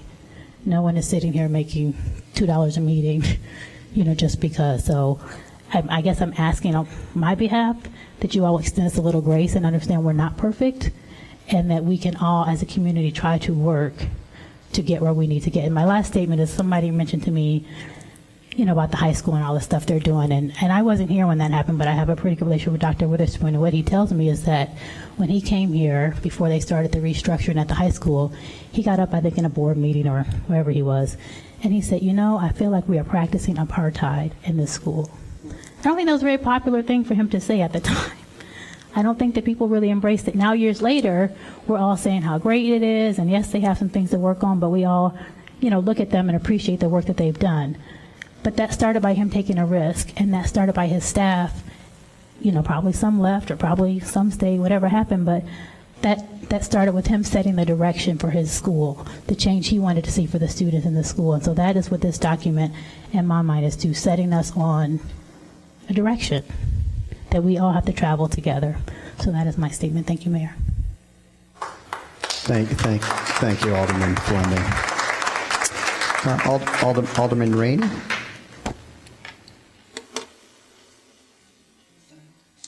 Alderman Rainey. Oh, I'm sorry. I thought you said Alderman Nguyen. Thank you very much. Thank you, Cicely. This is a very interesting document. And after your comments, I am going to support it. However, I am going to ask you to open up and be more inclusive going forward. I do believe this is your resolution.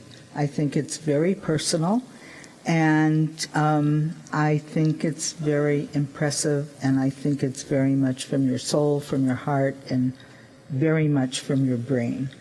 But I would very much like to see this go, after this council supports it, and I hope everyone here does, I would like to see this go to the Equity and Empowerment Commission, so that the community can be involved in expanding it. Several people, there was only one exception that came to the podium tonight who was not very supportive of our embracing this. And I found that unfortunate because I too have done a lot, believe it or not, a lot of research on this issue. Communities all over this country are doing this very thing. Many are way behind us. Many are way in advance of us. And I will tell you, when I saw that you were suggesting that we get involved with the Government Alliance on Racial Equity, I was so impressed. That is probably one of the best organizations that we could hook up with. I insist that we support Cicely on that. But I think everybody has to buy into this, and that's what Gar insists that we do also. They don't like the idea of somebody going out on their own and pushing this. Everybody has to buy in, and until we all do, it's just a resolution out there with somebody's very excellent intentions and wishes. So I think it has to go. It has to go to the Equity and Empowerment Commission after we support it. It just has to. Pardon me? It's already on the agenda. Well, I don't know that. I mean, I don't have it in front of me. But it has to go back there. So I just said it's on the agenda. Pat has it on the agenda. So if we pass it, it is right. Yeah. Okay. All right. Thank you very much. Any other comments? Okay. Did you have something, Alderman Wilson? I do want to thank Alderman Fleming for taking the lead on this, and I know that you did reach out to us, to all of us, and we had some excellent conversations. I know that on an ongoing basis, I've learned a lot, and I appreciate that collaborative effort. So I'm looking forward to these next steps that we can take to really make tangible progress. So thank you for that. Thank you, Alderman Nguyen. Yes, and thank you, Alderman Fleming, for the resolution and for your statement as well. I think it was helpful for everyone to hear that. I am the council liaison in the Equity and Empowerment Commission, and I want everyone in the public to know that we have been meeting for over a year and a half, working on these issues, and we will continue to work on them and do want to. We have a number of things underway, and We want as many people to come to our meetings as possible, and they're open. We're working on operationalizing our equity here in the city of Evanston, and then reaching out to the community as well to have community dialogue and discussion about the issues that are raised here in this resolution. So thank you, and we'll be working together. Thank you, Alderman. Alderman Fisk, then Alderman Rousseau. Thank you, Mr. Mayor. Alderman Fleming, thank you for your statement. I think that was very helpful for you to explain not only the document but where you were coming from on it, and I am going to support it. You and I have had conversations about this. I've been concerned about some of the language that, especially the language, didn't point to. I think the work that many hundreds, if not thousands, of people have done over the past decades to not only recognize the structural problem, but also to address it. And those steps were really important. And I want to thank everyone who was involved in that. But obviously, it's never enough. And I can't remember which one of the speakers tonight said this, but this is an ongoing process that will never end and never should end. We should never, it's a dynamic, important conversation that we will have in Evanston forever. I do want to just say that I hope that we can have an additional conversation at Equity and Empowerment Commission. I don't want people to leave with the notion that that people don't care or haven't been working on this, because, I mean, not only people I know, but historically people have, this is probably the most important issue that we have in Evanston. I said that in conversation with one of my colleagues this afternoon. This is the most important conversation that we can have and deserves our full attention. I'm a researcher. It's important to me that words matter and that history matters and that things are presented correctly and appropriately. A lot of this the conversation that we have is going to be setting the record straight. And I will be asking, frankly, I want to go back and look at the history of city councils. I want to look at that. I never have before, and I want to do that now. I want to have that discussion at the commission. And I want to encourage the commission, because I think its intention is to reach out to the broader community and have this large conversation, but everybody has to participate in it. It can't be us. If it had been just me, I think I probably would have started at Equity and Empowerment, but I do think that it's a step on the gas for Alderman Fleming to have brought this to our attention in the way that she did and put it on the front burner. So I understand that, and she and I have talked about this, 2 or 3 times, and I value that. I mean, I value the activist role in our community. So I just want everyone to make sure that they know that I consider this to be not only a continuation of the discussion, but more importantly, jump-starting the discussion. So I want to thank everybody who serves on the Equity and Empowerment Commission. I want to thank Alderman Fleming as well. And I want to thank my colleagues with whom I've had many discussions about this. It's been a good learning experience, and we'll all continue learning as we go forward. Thank you, Alderman Fisk. Alderman Roos-Simmons. Thank you, Mayor. I just want to thank you, Alderman Fleming, for your careful attention and your diligence in racial equity, and how you've pushed the broader community, us on council as well as others, to be more informed and educated and aware. So thank you for your leadership there. I'm looking forward to doing the work now, creating a plan and a path forward that helps us reduce the gap. So thank you. Thank you, Alderman. Alderman Braithwaite. Thank you, Mr. Mayor. So many comments have been said. Also, join in the round of applause and say thank you very much, Alderman Fleming.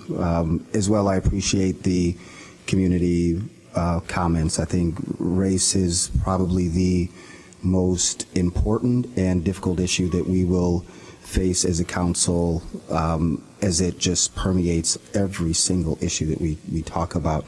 So I'm looking forward to the conversation continuing at the Equity Empowerment Committee. I think the mayor, you have really appointed some really good, committed people in a very diverse committee that I think will be able to facilitate these conversations that will also turn into action. I think 2 weeks ago I participated myself and Alderman Fleming on a conference call with Alderman Simmons, and I know that you have also prepared some reparations work to travel alongside with this. So for those that were critical asking for action steps, there's definitely more to come, and I'm looking forward to being a part of it. So let's call the vote. Thank you, Alderman Braithwaite. Alderman Ravel. Well, I just want to echo my colleagues' comments and appreciation to Alderman Fleming for taking the lead on getting us to this point this evening. I can tell from the final version of the resolution that you've talked a lot with all of us to make many revisions to bring it to the form that we're finally seeing this evening. I don't want to say looking forward to the work ahead, but very much appreciating that we need to do this. And it is tonight just a beginning. And I'm hopeful that in 2 years' time we'll be much further along on the path. Great. Thank you, Alderman Ravel. Okay. All right. I just want to thank Alderman Fleming as well. She put a lot of work into this, and I do want to make sure I reiterate something that she said. We had a meeting, 2 weeks ago where we talked about another item that was a special order of business here. There were people that were upset with the decision of the council, yet that was sort of a routine thing that we do where we put special orders of business just like we have here tonight. I don't want anyone to think that there was a cover-up going on, that the reason that we're talking about this ordinance or this resolution tonight is because of what happened 2 weeks ago. That's just not true. And you could FOIA a bunch of emails and everything else that you'd see this conversation was going on long before 2 weeks ago. It has been something that Alderman Fleming has been working on, and I just want to share that. So let's go ahead and take the roll. City Clerk, could you take the roll, please? Alderman Ruth Simmons. Aye. I'm gonna do. You can call for a division. You're allowed to do that. I'm sorry, what happened? Okay, I'm going to call for an individual vote on this tonight. A roll call, please. Alderman Ruth Simmons. Aye. Alderman Suffredin. Aye. Alderman Ravel. Aye. Alderman Rainey. Aye. Alderman Fleming. Aye. Alderman Fisk. Aye. Alderman Braithwaite. Aye. Alderman Nguyen. Aye. Alderman Wilson. Resolution 58-R-19, commitment to end structural racism and achieve racial equity, passes the Evanston City Council on a 9-0 vote.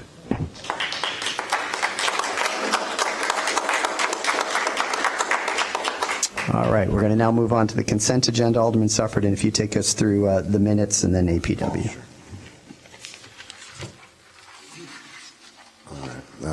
Item M1 is approval of the minutes of the regular City Council meeting of May 28th, 2019, and then the Administration and Public Works Committee. Item A1, payroll, May 13th, 2019 through May 26th, 2019, the amount of $2,763,534.85. Item A2, the bills list for June 11th, 2019, in the amount of $9,454,785.87. Item A3 is removed from consent agenda. Item A4 is a contract award with Capital Cement Company, Inc. for the 2019 alley improvements, Contract A. Item A5, replacement of one Public Works Agency refuse vehicle. Item A6, change order number 2 with Greeley and Hanson LLC for the Oakton Street water supply connection. Item A7 is a contract award with Tesca Associates Incorporated for landscape architecture. Ms. Suffren, I do apologize. The minutes had a correction earlier in the day, so I guess we should take those off. Just okay. So they were circulated previously, so I think we're fine. But all right, The minutes, so right, yeah. So M1 is off of the consent agenda. Item A7, contract award with Tesca Associates Incorporated for landscape, architectural, and engineering services for the Harbert Park renovation project. Item A8, resolution. Would you please take that off? Of course. Thank you. Item A9, resolution 60R19, also off. Item A10, ordinance 51019, approval to amend City Code 3-4-6, classification and license fees to create a new Class R1 liquor license. Item A11 is ordinance 56019, approval to amend City Code Section 3-4-6 by creating a new Class P5 liquor license. Item A12, ordinance 57019, approval to amend City Code Section 3-4-6 by amending the Class J and P2 liquor licenses. Item A13 is ordinance 55019, decreasing the number of Class X liquor licenses for SV Evanston Family LLC, doing business as Board and Brush, 802 Dumpster. Item A14 is ordinance 59019, amending City Code subsection 3-4-6I to increase the number of Class I liquor licenses for Lush Wine and Spirits, 2022 Central Street. point out that it's suspension of the rules for 13 and 14. They both have suspension. Staff recommends suspension of the rules for item A13. Alderman Ravel recommends suspension of the rules for item A14. Item A15 is ordinance 60019, increasing the number of Class D liquor licenses for Ipchilla LLC, doing business as Frida's Breakfast and Lunch, 618 Church Street. Alderman Wilson recommends suspension of the rules for introduction and action. Item A16 is ordinance 4209. A16 is off. Item A17 is ordinance 37019, authorizing city manager to execute a sales contract for city-owned real property located at 1824 Emerson Streets. Two-thirds majority is required for adoption of this ordinance. Item A18 is ordinance 48019, amending the city code to establish a four-way stop control at the intersection of Brown Avenue and Noyes Street. And that is it. Thank you, Alderman Suffren. And Alderman Ravel, could you take us through planning and development and appointments? Sure. Item P1 is Homeless Management Information System application for funding.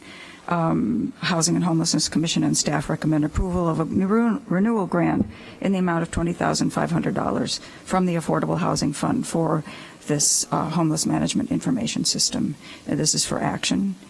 And item P2, Resolution 56-R-19, a proposed re-subdivision for 1424 Dewey Avenue. This is also for action. For appointments, appointment of Christopher Skay to the Utilities Commission. For reappointment to the Housing and Community Development Act Committee, Glenn Mackey and Michael Miro. And for reappointment to the Economic Development Committee, Hecky Powell. Okay, is there a second? Second. All right, City Clerk, could you take the roll on the consent agenda? Well, first, we have to take a vote to suspend the rules. Oh, because some of the items. Yes. Or they have to be removed from the consent agenda. All right, let's just do, does that have to be a voice vote? I mean, can that be a voice vote? Yes, it can. I'm sorry? For suspension of the rules, you can do a voice All vote right. on suspension. So does someone want to move suspend? Well, I guess that already did with a first and a second. All in favor of suspending the rules for those items? Aye. Aye. Any opposed? Okay. So suspension of the rules is approved 9-0. City Clerk, could you take the roll, please, on the consent agenda? Yes. Alderman Ruth Simmons. Aye. Alderman Suffredin. Alderman Ravel. Aye. Alderman Rainey. Aye. Alderman Fleming. Aye. Alderman Fisk. Alderman Braithwaite. Alderman Nguyen. Alderman Wilson. Aye. All right. The consent agenda passes the Evanston City Council on a 9-0 vote. All right. In terms of the minutes, so those are off and going to be corrected? Is that? They've already been corrected, so they were circulated early in the day, so I just moved that they be approved as corrected. Is there a second? Second. All in favor? Aye. Aye. Any opposed? Okay. Alderman Safran, can you take us to A3? Sure. Item A3 is BMO Amazon credit card activity ending April 25th, 2019, the amount of $4,752.49. Is there a second? Second. Okay, seeing no lights, Clerk Reed, could you please take the roll? Alderman Ruth Simmons. Aye. Alderman Suffredin. Abstain. Alderman Ravel. Aye. Alderman Rainey. Aye. Alderman Fleming. Aye. Alderman Fisk. Alderman Braithwaite. Alderman Nguyen. Alderman Wilson. All right, A3, BMO Amazon credit card activity passes the Evanston City Council on an 8-0 vote with Alderman Suffren abstaining. Can you take us to A8, Alderman? Sure. A8 is Resolution 59R19, amendment to the purchase and sale agreement for the city-owned real property located at 1714 to 1720 Chicago Avenue to Chicago Avenue Partners, LLC. Is there a second? Second. All right, Alderman Nguyen. Yes. This is, as we heard from many people who spoke tonight, this would be the third extension to this developer regarding the property at 1714 to 1720 Chicago Avenue. And there, to my understanding, have been no changes at all in the presentations that have been made. And I think that extending this for another, the third time period really would be fruitless, and I don't see that there is a purpose to this. And so I'm requesting that we hold this matter and that we look to other possible interested parties. So I'd like to hold A8. Is there a second? I move to hold it. I'm sorry if the language isn't. Alderman Revelle seconded it? Yeah. Okay. All right, so A8, Resolution 59-R-19 will be held. Okay, and City Attorney... the council... To the next City Council meeting. Okay. Okay, all right, so that'll be on the next... Yeah, Alderman Fisk. Yes, I understand that there's not discussion, but this expires, their purchase sale agreement expires on the 12th, so I would prefer to go ahead and have a vote on that tonight, rather than holding it, because I see holding it as just a... Okay. You'd have to make a motion to overrule. An attempt There's to no discussion. force it beyond the expiration date. All right, but it's been held and seconded, so we've got to stick with that. So just so everybody's clear, that means that will expire because that's on the 12th, and our next council meeting is the 24th of June. Okay. All right. So that's been held, and that was moved by Alderman Nguyen and then seconded by Alderman Revelle. All right. Alderman Suffren, can you take us to A9? Item A9 is Resolution 60R19, authorizing the city manager to amend the lease agreement with the Metropolitan Water Reclamation District of Greater Chicago to permit alcohol sale and consumption and to permit concerts and festivals on the golf course property, consent to a permit for Northwestern football parking and tailgating events for the 2019 season, and issue payment to MWRD for alleged unauthorized uses. Okay, is there a second? Second. Okay, Alderman Revelle. Thank you. There's one point in this whole discussion about this MWRD lease in Canal Shores that hasn't been mentioned tonight, and one is how Canal Shores has really been of a great financial benefit to the city of Evanston for decades.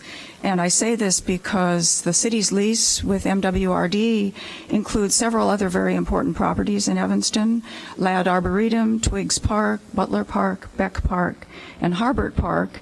And the city funds pay for the maintenance of these very important community green spaces and have done so for as long as we've had our lease with MWRD. And meanwhile, the nonprofit Canal Shores has maintained its 82 acres at no cost to Evanston taxpayers. They've also been implementing an ambitious habitat restoration program, removing invasives, adding native plants, enhancing the natural wetlands, and also providing, as we heard tonight, of a variety of recreational opportunities for residents, for dog walkers, for bird watchers, for joggers, for people just out to enjoy nature.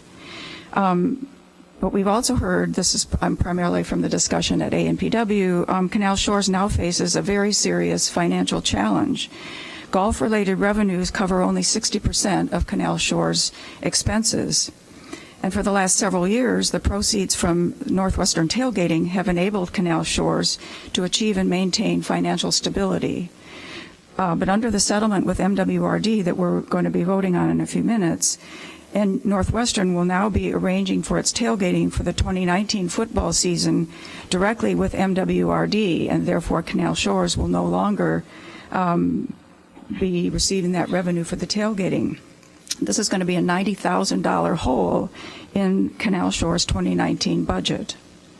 Also, the permit for the space concerts under this agreement the permit's going to be with the city of Evanston, and this is another $10,000 out of the Canal Shores budget for 2019. So Canal Shores is really not at all in a position to come up with the funds that are required, that MWRD is requiring in order to move ahead on June 20th at its next board meeting to approve the various permits and issues that are being resolved with this motion tonight. So in recognition of the very serious financial challenge facing Canal Shores, we are being asked to approve a loan agreement of $67,500. Half will be a forgivable loan involving in-kind services over 5 years, free golf instructions to income qualified Evanston youth, free golf. In fact, they're having a free golf camp this summer for 50 low-income Evanston youth, job opportunities through the Mayor's Summer Youth Employment Program, and the other half of the loan is going to be repaid by Canal Shores over a 7-year period. And the reason I took this off of the consent agenda was because I need to offer an amendment. Canal Shores, in light of its serious cash flow problem, is asking that the annual payment begin and be on June 30th of 2020 and on June 30th every year after that, as opposed to January 30th, when it would be still having very serious financial difficulties because of its difficult 2019 budget. So I move this amendment. Second.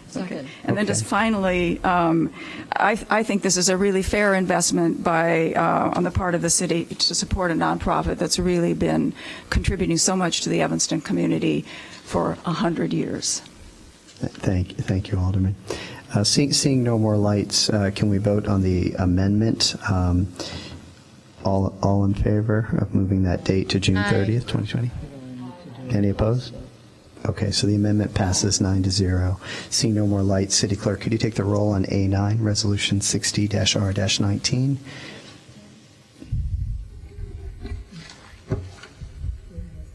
Okay, go ahead, Alderman Fisk. I'm sorry. This is more complicated than I can deal with. Can I just ask Corporation Counsel what the position, what this all means in terms of potential litigation or...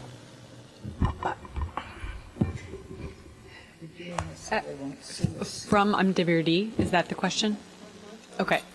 Good evening, Michelle Mason, Cup City Attorney. Alderman Fisk, I don't know where my little phone part went, but you guys can hear me. So in terms of potential litigation, it would come from our landlord because they have called us formally into default. And so if the city can't, as the tenant, cure the default, we can't move forward, and they would... they could sue us and demand the full amount that is listed in the memo. $243,000 is just for the northwestern parking. Okay. I've got Alderman Fleming now, or all the lights are coming on. No. I made a statement earlier. I just wanted to make sure people, I am not supporting this, not because I don't understand it, not because I wish Canal Shores any harm, but because we had a tight budget year. We laid people off. We have lots of nonprofits to do lots of great work. And even though this is a particular thing with the lease and the sublease and all that, I am a bit frustrated that I'm not sure how we've been doing this operation for so long, and all of a sudden we realize that we're not doing it right. I mean, I think twice I've been here and we voted on Northwestern Park in there, and so I don't know the particulars of where the ball was dropped, so to speak, but I know that on Saturday morning at my ward meeting, I'll have a hard time explaining to taxpayers who are complaining about increased parking fees and everything else that we are loaning this money to Canal Shores. And so I just want to be really clear on the record. I understand about the lawsuit. That is not where I want us to go, but I also have a tax-paying citizens who I need to be respectful of. All right, thank you, Alderman. Okay, City Clerk, can you take the roll, please, on A9? Yes. Alderman Ruth Simmons? Aye. Alderman Suffredin? Aye. Alderman Ravel? Alderman Rainey? Alderman Fleming? No. Alderman Fisk? Alderman Braithwaite? Alderman Nguyen?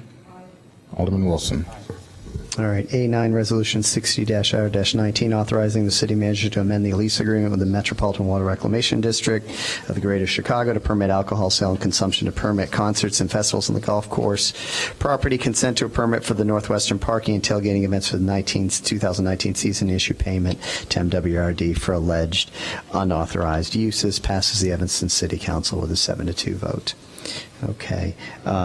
Alderman Suffern, can you take us to A16? A16 is ordinance 42019, authorization to enter into a real estate contract for sale of city-owned real property at 2222 Ocean Street to Clark Street Real Estate, LLC. 2/3 majority of the city council is required to adopt the ordinance. Is there a second? Second. All right, this is open for discussion. Alderman Rainey. Thank you, Mr. Mayor. Once again, I'm going to ask my colleagues to not support the sale of this building, and I'd like to read a statement. The proposal that we have before us for Clark Street Real Estate to purchase this property is a rather unusual one, in that the applicant is not the user. Our staff and the council should not have allowed for that. So right off the bat, that's our fault, actually. The applicant is a developer who's going to buy the property. I have never supported the outright sale of this important city-owned building, which is surrounded by our largest city park and is adjacent to the city-owned animal shelter. If the property were to sell, it is projected to generate $100,000 in property taxes a year. The city's current percentage of the property tax bill is about 16%, which yields $16,000 to the city. This is not a commercial building, by the way. This is a city-owned industrial building that has never been empty since the recycling use was terminated. For years, it served as a storage facility for the city. If it has to be vacated as the result of a sale to Clark Street developers or to anybody else, we must relocate and find 30,000 square feet of storage space. We have been searching for that space just in case. Evanston has been ruled out as no such space of that kind exists. Spaces have been found in Skokie and Lincolnwood. We've identified some reasonably priced sites in those areas with rates less the taxes, because we're tax exempt, of $5 to $6 a square foot. The Clark Street Real Estate has a moneymaker here for the First Ascent climbing wall tenant. That's going to be the city of Evanston's big loser. Why? Because there's no revenue generated for the city by a rock climbing operator. You have little, if any, sales tax, no liquor tax, no tax on rent, no membership tax, no birthday party tax, virtually no additional revenue other than the property tax of $16,000 a year. So let's take that $16,000 in real estate tax and the replacement storage facility or facilities we locate at, let's say $5.50 a square foot. That's going to run us about $165,000 a year minus the $16,000 equals a total cost to the city of $149,000 a year in storage space. So I guess to answer the question of Alderman Rainey, you couldn't possibly be upset about a climbing wall. No, I'm not. This is a business issue here. So the First Ascent tenant that would be going in is going to cost us $149,000 a year. That makes no sense whatsoever. We sell this property, it's a lose-lose completely right off the bat for the city of Evanston. And it's a big win-win, I guess, for the Clark Street Real Estate. And for one of the persons who talked tonight, she wants to light up McCormick, enliven McCormick and Dodge. We don't need any more livening up of McCormick or Dodge. I've received mail from people who say, I've had 5 letters from people with children who need a rock climbing facility. One has accused me of being in favor of childhood obesity, which I am not. And the others, their children are just going to be without a life if they don't have a rock climbing facility. Others who came here tonight are going to leave their facility in Evanston. I don't want to cannibalize those other facilities in Evanston. There are rock climbing facilities around. I don't see that this adds anything to Evanston, and it's going to cost us. I don't want this building to be sold. I don't think it should be sold. I heard Alderman Fleming talk tonight about giving a little loan to the golf course. I don't know how she's going to explain this to the people across the street, which are those in her ward. This is real money, and it's going to be every single year if they stay. I don't think we can be stewards of this city and sell this building. Once we sell this building, that's it. It's gone forever. Gone forever. 40,000 square feet, 13,000 in the building.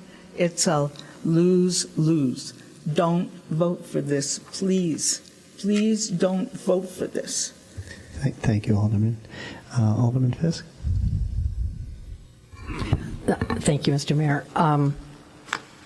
So I've had several inquiries about this via email, and I thought the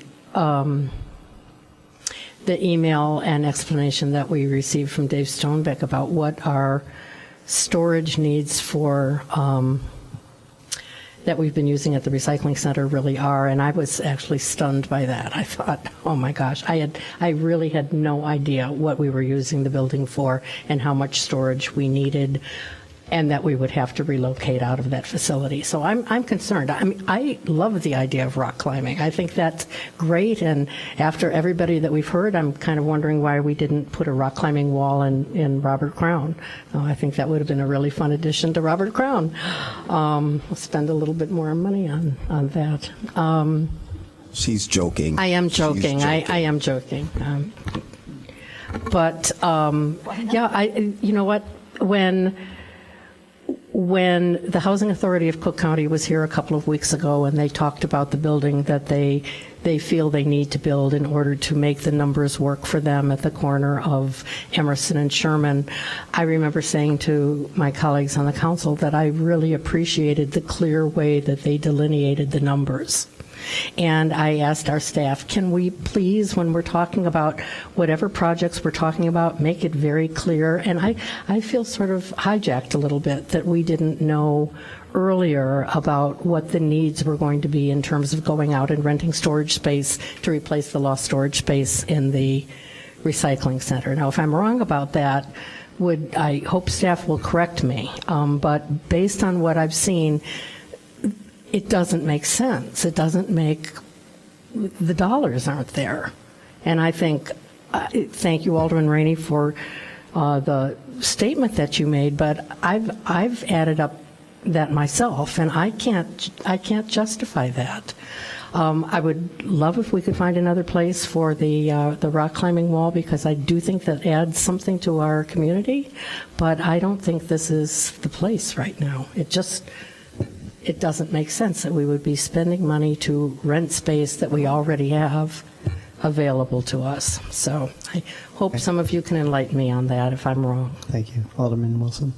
Well, and I think that the property's been used for storage for as long as I can remember, so it's not anything new. And we've gone through multiple processes here. We are at the tail end of a somewhat lengthy process. We issued the RFP. We asked for these people to come and come up with a quality proposal, which I think they've done. So my hope and expectation is that we will follow through. We've made a commitment. We said we want somebody to do this. The storage should not come as a surprise. Anybody who's been driven by, you can see all the stuff that's there. So obviously we would need some sort of alternative location for that. But there is a sale price. We're not doing this for the sale for our share of the property taxes, but certainly having it on the tax rolls is a useful thing for ourselves and the other taxing bodies. So I hope that we will complete this transaction and move along. Thank you. Thank you. I'm going to allow the developer to come up and, unless you don't want to, you approached me earlier and I said I would allow this because it's been a long time since people up here have heard about this sort of project. But I'd like you guys to get this wrapped up in like no more than 5 minutes. So thank you very much. Would you mind? I don't know if there's a button up here.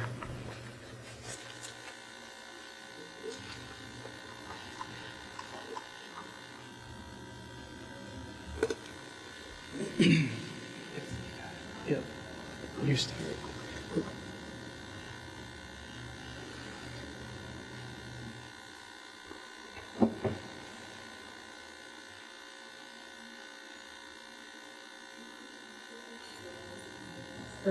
Yeah. Okay. If you don't mind, we'll start. Thank you very much for allowing us to speak this evening. My name is Andy Stein with Clark Street Real Estate, and with me tonight is John Shepard with First Ascent and Joe Zentmeyer with First Ascent as well. If you could just go to the third slide real quick. We wanted to briefly have an opportunity to speak with you tonight, not only about the community benefits of this proposal, but also the economic benefits and walk through some of the math, as well as First Ascent to talk through what they will be bringing to the community. Thank you. Mr. Mayor, Alderman, again, my name is John Shepard. I'm with First Ascent. I'm one of the founders, and Joe is my business partner and co-founder. And I just wanted to talk a little bit about some of the other benefits that we bring, some of the qualitative benefits that First Ascent brings, and to try and just, you've heard from a lot of our customers and families and people who climb from the Evanston community. And I don't want to repeat of the things you already heard, but I want to just talk about some of the things that we are excited to bring and in hopes of helping make you excited about why First Ascent would be a great fit at 2222 Oakton. First Ascent acts as a community anchor. We bring across our facilities in Chicago now 1,000 people a day, and we're projecting around 300 a day at Evanston. And what that means is, I know we don't do like food and liquor sales, but we do create a lot of really hungry and thirsty people. You've heard from some of our customers that after a couple hours of climbing, and they, on our average customer climbs 2 to 3 times a week, they love to go out to local restaurants and breweries and enjoy the local fare. And we are, as small local business owners in Chicago, we love supporting that, and we'd love to bring that to Evanston. I think another thing that you heard that's really unique about what we do is we're not just a fitness gym. There's nothing like what we do in Evanston right now. We do have fitness, but we're a social space. We're a community space. People bring their laptops and they work in the gym. They climb together. People make plans to go out to dinner afterwards. And the average customer stays in the facility 2 to 3 hours, sometimes more. It's a social space. This is a third place where people actually love to hang out. They're not just running on the treadmill and then going home after 30 minutes. People hang out. They hang out with their kids, families come in, people meet new people, and they're inspired by other people kind of learning to do an alternative sport. Not everyone identifies with baseball and soccer, and we bring something that's a unique, growing, exciting activity to Evanston. Can you advance the slide, please? Here, you guys can have this clicker here. You guys can do it. That's sure.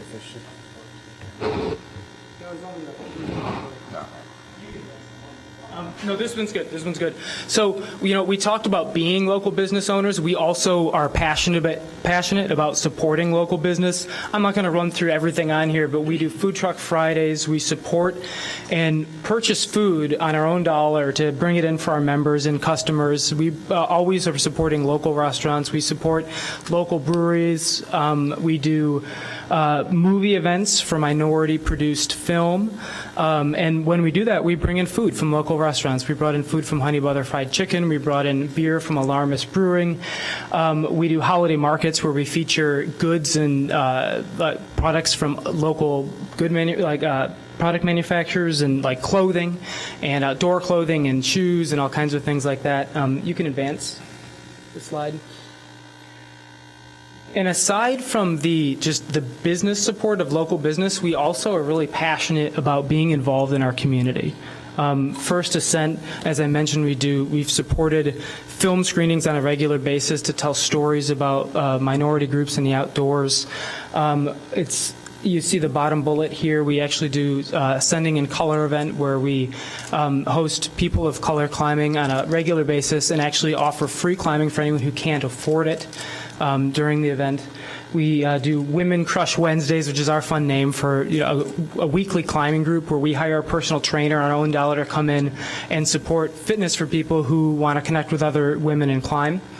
And I won't say anything more about our benefits. I think you got a lot of that from our customers talking today. But I will say that Andy's going to speak to some of the economic benefits of this deal. And, the reason that we as a small, locally owned company are teaming with Clark Street is that we're climbing gym operators. We know how to run climbing gyms. We know how to get people excited about climbing, and we know how to build community and bring in food trucks and beer, but we're not real estate experts, and we don't own or develop or we don't do our own real estate development. And we were really excited to team with a developer at this project because it was a great way to get into the Evanston community and to grow as a small business here. So I'll leave it to Andy. If you could just go back to the second slide, please. So just briefly, because we've talked a little bit about numbers, and I just wanted to highlight some key facts for you just to make sure that everyone was on the same page. So the purchase price that we've agreed to in the contract is $1.1 million. That's over 21% over the city's appraised value from the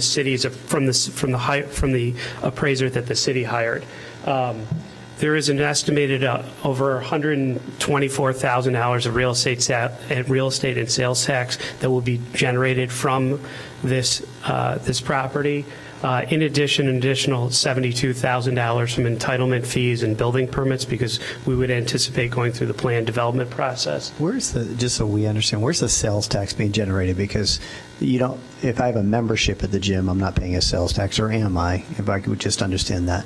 That's a retail pro shop. Okay. So that is why the number is smaller. But I think as Joe and John have said tonight, the ancillary spend in Evanston would be, I think, very substantial.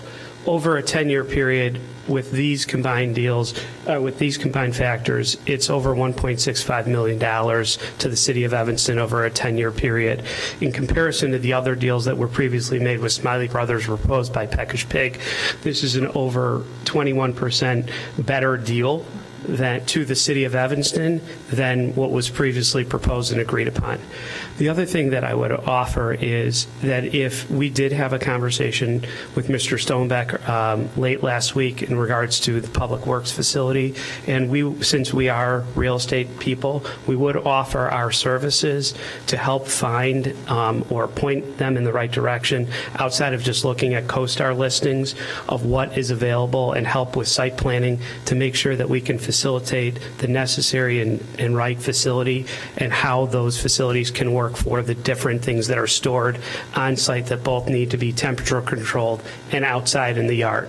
And I think that with our real estate expertise, we'd be happy to offer that. Lastly, we have no ambitions other than to develop this property. The city owns the property on all three sides. We are really excited about the opportunity that this could be for the city of Evanston. The deal structure is the deal structure because it works for bringing first-in-class developer and first-in-class operator to bring a first-in-class use that the community of Evanston can enjoy and can act as a regional anchor for this community. So we appreciate your time. I know it's been a very long evening. Okay, thank you. Okay, Alderman Rainey. They've said absolutely nothing that makes my comments any different. I can go out and help them find storage space. Our staff has already located storage space.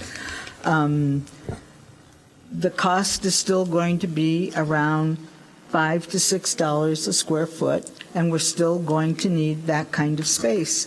And $16,000 a year is not going to help us pay for it. We are going to have to pay more than we are going to make from this project. The $1,100,000 that we're going to make from this building is not going to go to pay for storage. It's just not going to happen. And I don't see, I mean, how does anybody who can multiply, subtract, divide, and add make a deal like this? This is the deal of the century for Clark Street real estate. They're going to get, what, $40,000 a month from these guys? Of course they want to do this. And that they're going to have little minority children doing rock climbing is a benefit that is a reason for us to take on this burden? I don't think so. It is the most unequitable deal for taxpayers in this city that I've heard of. That people are going to go and buy a hamburger at our restaurants. How many times do you have to hear that before you know you're being taken for a ride? Of course people are going to buy hamburgers in our town. We have one of the most fun cities. We've got all sorts of awards and ribbons that we have a great fun city. I don't think we have to spend this kind of money for rock climbing to have people come to our city and buy hamburgers. Thank you, Alderman. All right, seeing no more lights, City Clerk, could you And take the also, roll, just please? let me say that we have given a developer three chances to build a building on a slab next to the Women's Club. These guys have been working with us for a few months. That's why we have these processes in place. That Alderman Wilson thinks that we can't take a vote and make a decision here because we've promised them that we'll sell them this building. We haven't promised them anything. City Manager Ralph. The council has talked about this site for a long time. As Alderman Wilson said, it's been no secret about this. For years we've talked about it. But we have an obligation to make a decision. We can make it one way or another, can't we? Certainly. I just want to share my concern that this is a real cost. And while I think the economic development opportunities here are important, there is a real cost to the storage. And so I don't want anyone to think that the staff and working through this for the last several years with the council in any way discounted that there was a cost for storage. But it's ultimately the council's decision. Does the active use on the property outweigh that? And I just, as your city manager, just want to share my concern that yes, we're going to have to find an additional $100,000 in a budget that doesn't have a lot of that money. But if you feel as council that the economic activity in that part of the community warrants it, then we will be diligent and we will make it work. You cannot deny that there is extreme economic activity in that part of the city already. I mean, you cannot even get near that part of the city when something is going on at the Dome or at the animal shelter or across the street right now with the garden center going across the street. So that is not a dead part of the city. And I think people being active inside the recycling center does not make it an active part of the city. The Smiley Brothers thing would have been an active thing. The event center would have been an active thing. But the sports, the recycling climbing thing would have been an inside thing. So what we're talking, let's not even talk about what the activity, the use is. This is going to be an expensive proposition. It is a bad business decision. It's a bad business decision. And if you want to make it, go ahead. But don't blame me. It's costing us about $140,000+ a year. If you sell this building, not only that, but you are losing a major city facility. That's what you're doing. Thank you, Alderman. Alderman Fleming. Yeah, I guess so. I have some frustrations, right? So we've gone out to RFP. We've gone through the process with the Clark Street business people. You know, we've done all this. I live near there. I see the trucks outside, the buses outside. I'm not in the building to know each particular piece of equipment that is in the building. You know, we didn't build it for storage. I guess that was just happenstance once it was empty. So I guess my frustration lies in that here we are at the midnight hour.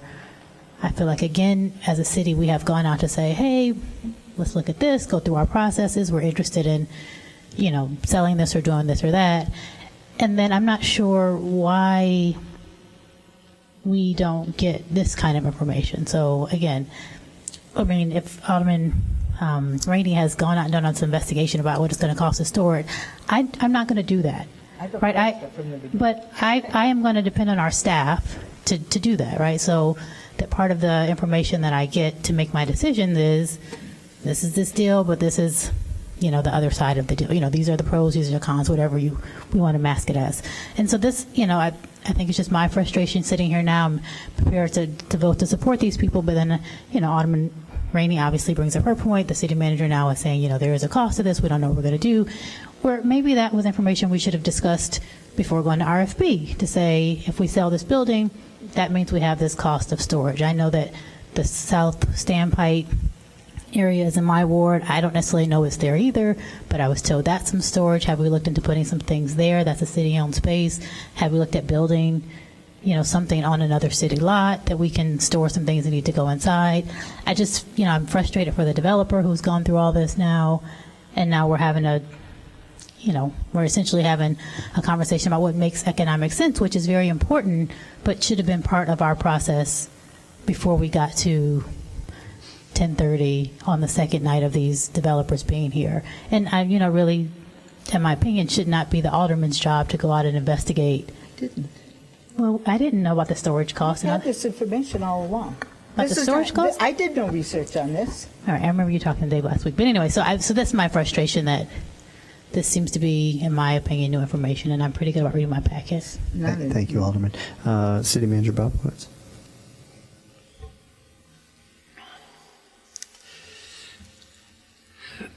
The council has looked at this property, and I think rightfully so, to say that there's a higher and better use for the property than storage of facilities of our equipment. We've had discussions. We've had a variety of different uses proposed, and I don't think it was the staff's role to say, stop, wait a second, don't think about how to make this property a higher and better use. It's just not the role of staff to tie the hands of the city council to do it. It's ultimately your decision to weigh, is the active use there more important than storage? And if it is, we will make the most of it. We've had various options proposed, some of which would generate more income for the city directly and indirectly than others. It's a bad location for storage. I don't think anyone can say that the highest and best use for this property is storage, hence the reason the council has spent the amount of time, energy, and effort it has on this. The proposal you have before you is a good use. I don't think there's anyone questioning the use, but it's ultimately a policy decision for the council if you are going to move forward and activate this property at a much higher and better use. There is a cost. There's a cost to everything that we do. This is not a surprise. It's not meant to be a last minute anything. It's meant to simply say to you as the city council that we do not have limitless resources. This will be an activation of the site, but there's a cost associated with it, and that is all I wish to convey. Thank you. Alderman Rainey. Do you feel comfortable, City Manager, recommending that we pay to have a rock climbing facility in this facility? I mean, does that feel financially responsible? Does this feel like one of your better decisions? I mean, and Alderman Rainey, I wish the world were that simple. I truly do. I mean, but at the end of the day, this is a poor investment for storage. But it's a poor. And so as we look at the city as a forever thing, it makes a lot of sense to do something different with this space. I need to just raise the issue with you that there's just another challenge with that. But ladies and gentlemen of the City Council, you deal with challenges every single week that you're here, ultimately to make this community a better place. Bottom line, this is a bad use for storage. If you believe this is the right use moving forward, we'll make it work. But my obligation to you is not to sit here silently, sit on my hands, and not say that is an issue. I'm glad that the questions have been asked. It's a bad use for storage. I would encourage you to seriously consider this, but at the same time, it's my job to tell you that there's going to be a cost and we need to deal with it. I don't want to see this continue as storage. That's wrong for Evanston. We just sat here talking about equity and how much of the decisions we make are shrouded, and here's a decision we're making that is going to cost people, and I find it repulsive. Thank you, Alderman. Alderman Wilson, then Fisk. It's been a really long time, and it has, and the baseball club wasn't good enough. The soccer team wasn't good enough. It's on and on and on. We've gone through a process that we invited people to participate in. This is not a surprise. It's not an appropriate building for storage. Sure, the storage is going to cost something, but it's time to do something great with this property. It's next to a sports campus. It makes all the sense in the world. This is completely logical. We have a lot of people in the community that are excited about this. That's awesome. We should be really happy to have this kind of an opportunity. They're paying money for it, and it's time to close the deal. Otherwise, and you don't always get to pick. Like, some things happen. It's not my favorite thing. When it was a different proposal, Alderman Rainey, you were pretty good with a different proposal, but that one didn't go through. But my That's the fact of the matter. Someplace else. So, and that still would have eliminated this as storage. It's not a storage space. That's not what it is. It's not what it's designed for. It's not appropriate. It's haphazard. It needs maintenance. It probably needs a lot of work. It's time to do something with this property that benefits the community. Thank you, Alderman. Alderman Fisk, and we get Alderman Braithwaite after that. Thank you, Mr. Mayor. I don't want to get in that argument that was just going on. The point that I was trying to make, that Alderman Fleming made, is I think something that's really important. I don't remember talking about this, Wally, when we went out for the RFP. And it's information that would have been really, really helpful, because we could have addressed it at that time. I don't think it's fair to everybody to be sitting here and talking about it now, but it's not our fault.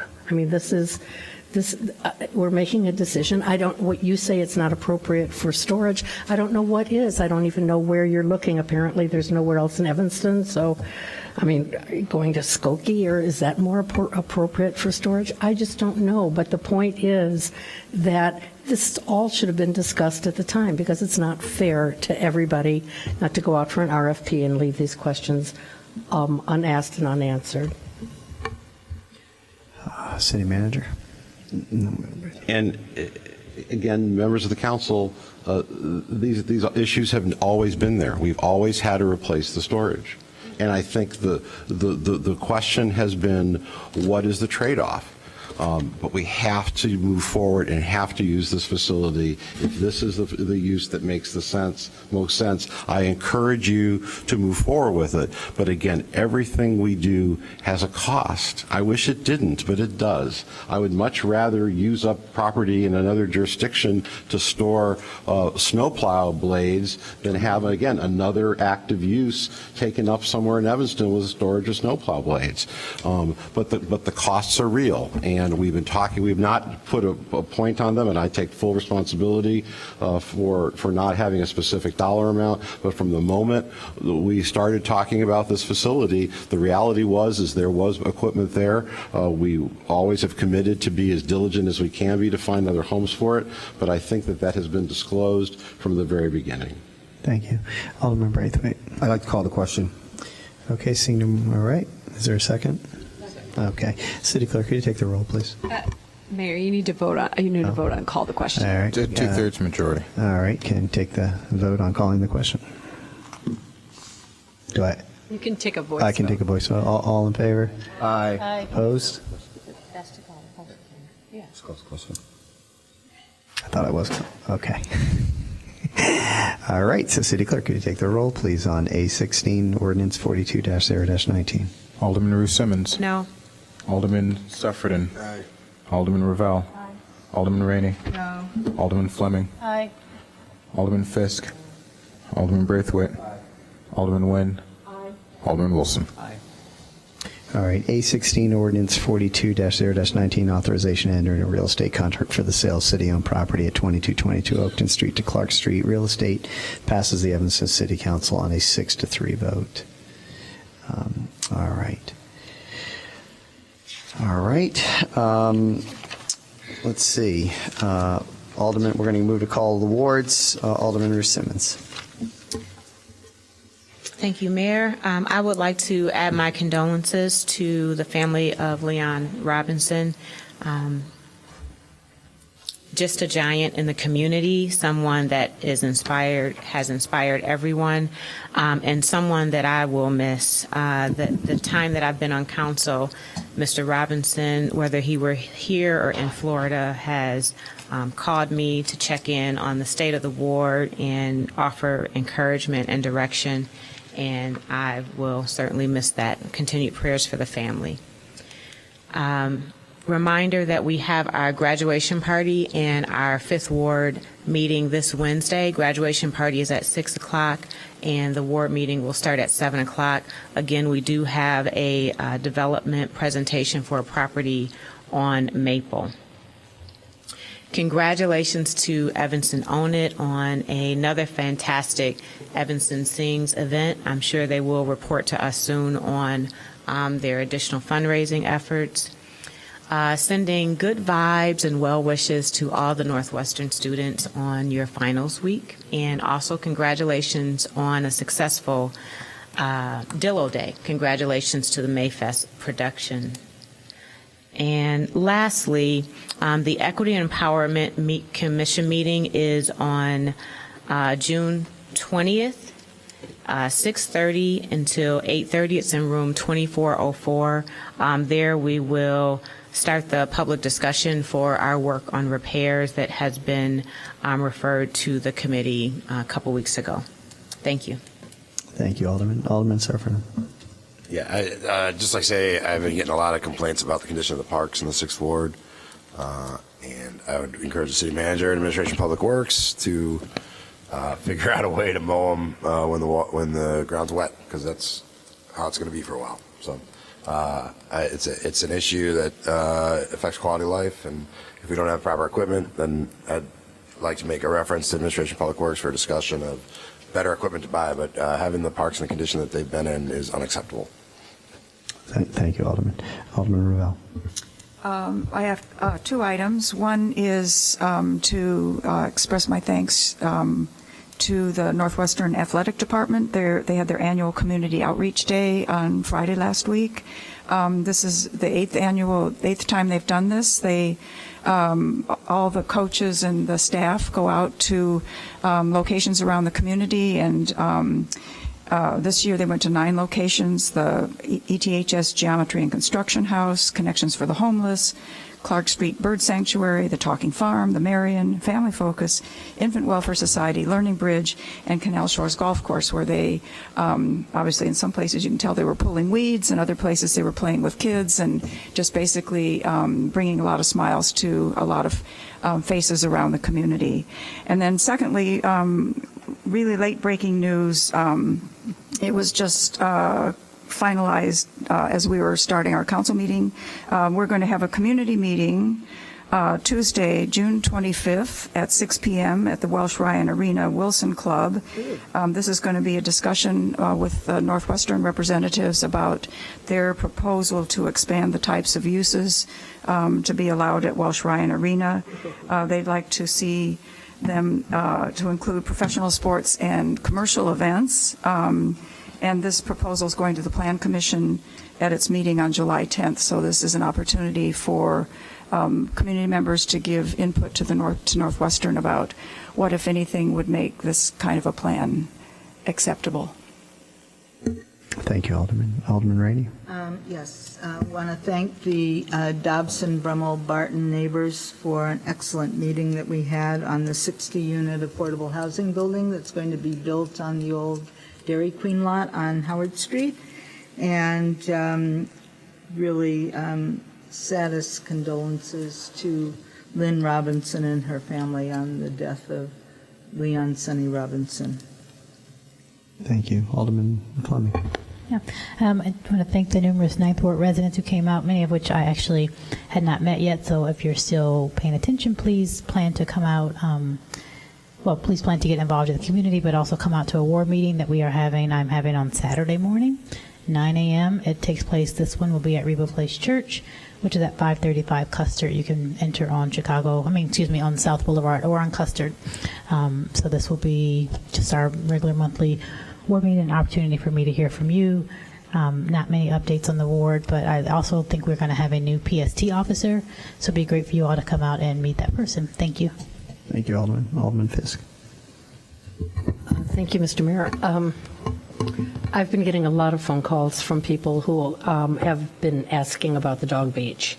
And so I want to make a reference to, I'm not sure whether it's Human Services or A&PW, but I would like to know at its most profitable, how much money we were making from the dog beach, how many families had animals going to the dog beach, so what segment of the community in terms of households were we serving there, and whether Lincoln Street Beach is a appropriate place for the dog beach. I understand that this is something, I spoke with the city manager about this at one point, that we need to clear with the Illinois Department of Health, and I want to make sure that we do that before our next meeting, because I would like to make sure that we're prepared no later than next year to reestablish a dog beach in Evanston. Alderman Fisk, where would you like this to go? Where is it most appropriate to go, either to AMPW or to Human Services? APW, yeah, consensus. I mean, it could go there or Human Services, but it's a park, so it doesn't. Okay, so AMPW is fine. I think that's, so we will not be ready for your meeting on the 24th. I don't know. Are you okay with it coming back in the first meeting in July? yes. Thank you. I'd also like to know if we still have the contact information for everyone who was subscribed to the dog beach. But I'd like to have those numbers, especially before we start talking about the budget. Okay. Alderman Braithwaite. Thank you, Mr. Mayor. I'd also like to join in and send out prayers and condolences to the family of Mr. Leon Robinson. His social impact will be missed. He was a business giant in this town and helped many of families in this community. So prayers going out to his family. Also, Evanston On It was an awesome event, attended with Alderman Simmons, and then also attended the Crown event. It was very well attended that same evening. This Thursday at 7 p.m. we'll host our second ward meeting. Please note the change of location. It will be hosted at the ETHS new day school. I had an opportunity to walk through the facility. Amazing place of learning that I think is going to help really transition the students that it was designed for. So we're going to host our ward meeting there. I'm still waiting to confirm if we're going to have a representative from Robin Gable's office. We're working on solidifying that. One of the topics is just getting updated on the most recent marijuana legislation that passed, but inviting all Second Ward residents to attend. Thank you, Mr. Mayor. Thank you, Alderman. Alderman Nguyen. Yes, thank you, Mr. Mayor. I'd like to thank you, Alderman Ruth Simmons, for mentioning the Equity and Empowerment Commission next Thursday at 6:30 p.m. I hope everyone will come out who's interested in that. I also would like to send my condolences to the family of Steve Mullins. As the mayor said, he was a very active and committed member of the community. He and his wife, Carol, were key members of the Evanston Community Foundation. Steve served on the Plan Commission. Carol was a PTA president, and she was on a school board. And Steve also did open the Toby Jug Museum, which was a passion of his since his childhood. And I remember when he discussed it with me, and lo and behold, we have thousands of people who come into town to see Toby Jugs, the oldest of which is from 1760. he was really a citizen of Evanston in the best sense and way. He cared deeply about his community, and he got active, and he stayed active throughout his long life. I'd like to mention, because I know he would want me to, that in 2017 he won a Masters gold medal for senior swimming. He was an NCAA swimmer when he was in college, but that was only for relays. And in 2017, he fulfilled a lifelong dream of being a standalone champion of his own. He will be very much missed in the community. Thank you. Thank you, Alderman, for that tribute. Alderman Wilson. Thank you. I was also at the event, fundraising event for the Crown Project, and I appreciate and am grateful for the Friends of Crown and everybody involved in that. I believe, and I'll say I believe because I didn't count the money, and I'm not going to, promise for future posterity, but I believe $140,000 additional money was raised at that event, so that every bit helps, of course. Also, in case it's escaped anyone's attention, a new application for 601 Davis Street has been submitted. Alderman Fisk and I are trying to work out a date for a community meeting on that, and hopefully that'll be early July. We were looking at dates in June, but it looks like that's going to be early July. So everybody who's interested, take a look at that, and we'll be having a meeting on that. Thank you. Alderman Rainey. Can we find out when the storage items have to be removed from the Civic Center? I mean, from the recycling center? Sure. Yeah, They're going to need to go through a plan development process, so it's going to be a little while. So that wouldn't, I mean, there won't be a closing until that all happens? My understanding, yeah, that there's an option period that they'll need to get their land use entitlements. So my understanding from staff is I think we have the balance of the year. Okay, that's a good thing. Okay. Alderman Rainey? No, I've turned it off. All right. Went back on. Okay, is there a motion to adjourn? So moved. Is there a second? Second. All in favor? Aye. Anyone want to stay here longer? All right, this meeting is adjourned. Thank you, everybody, for coming out and watching.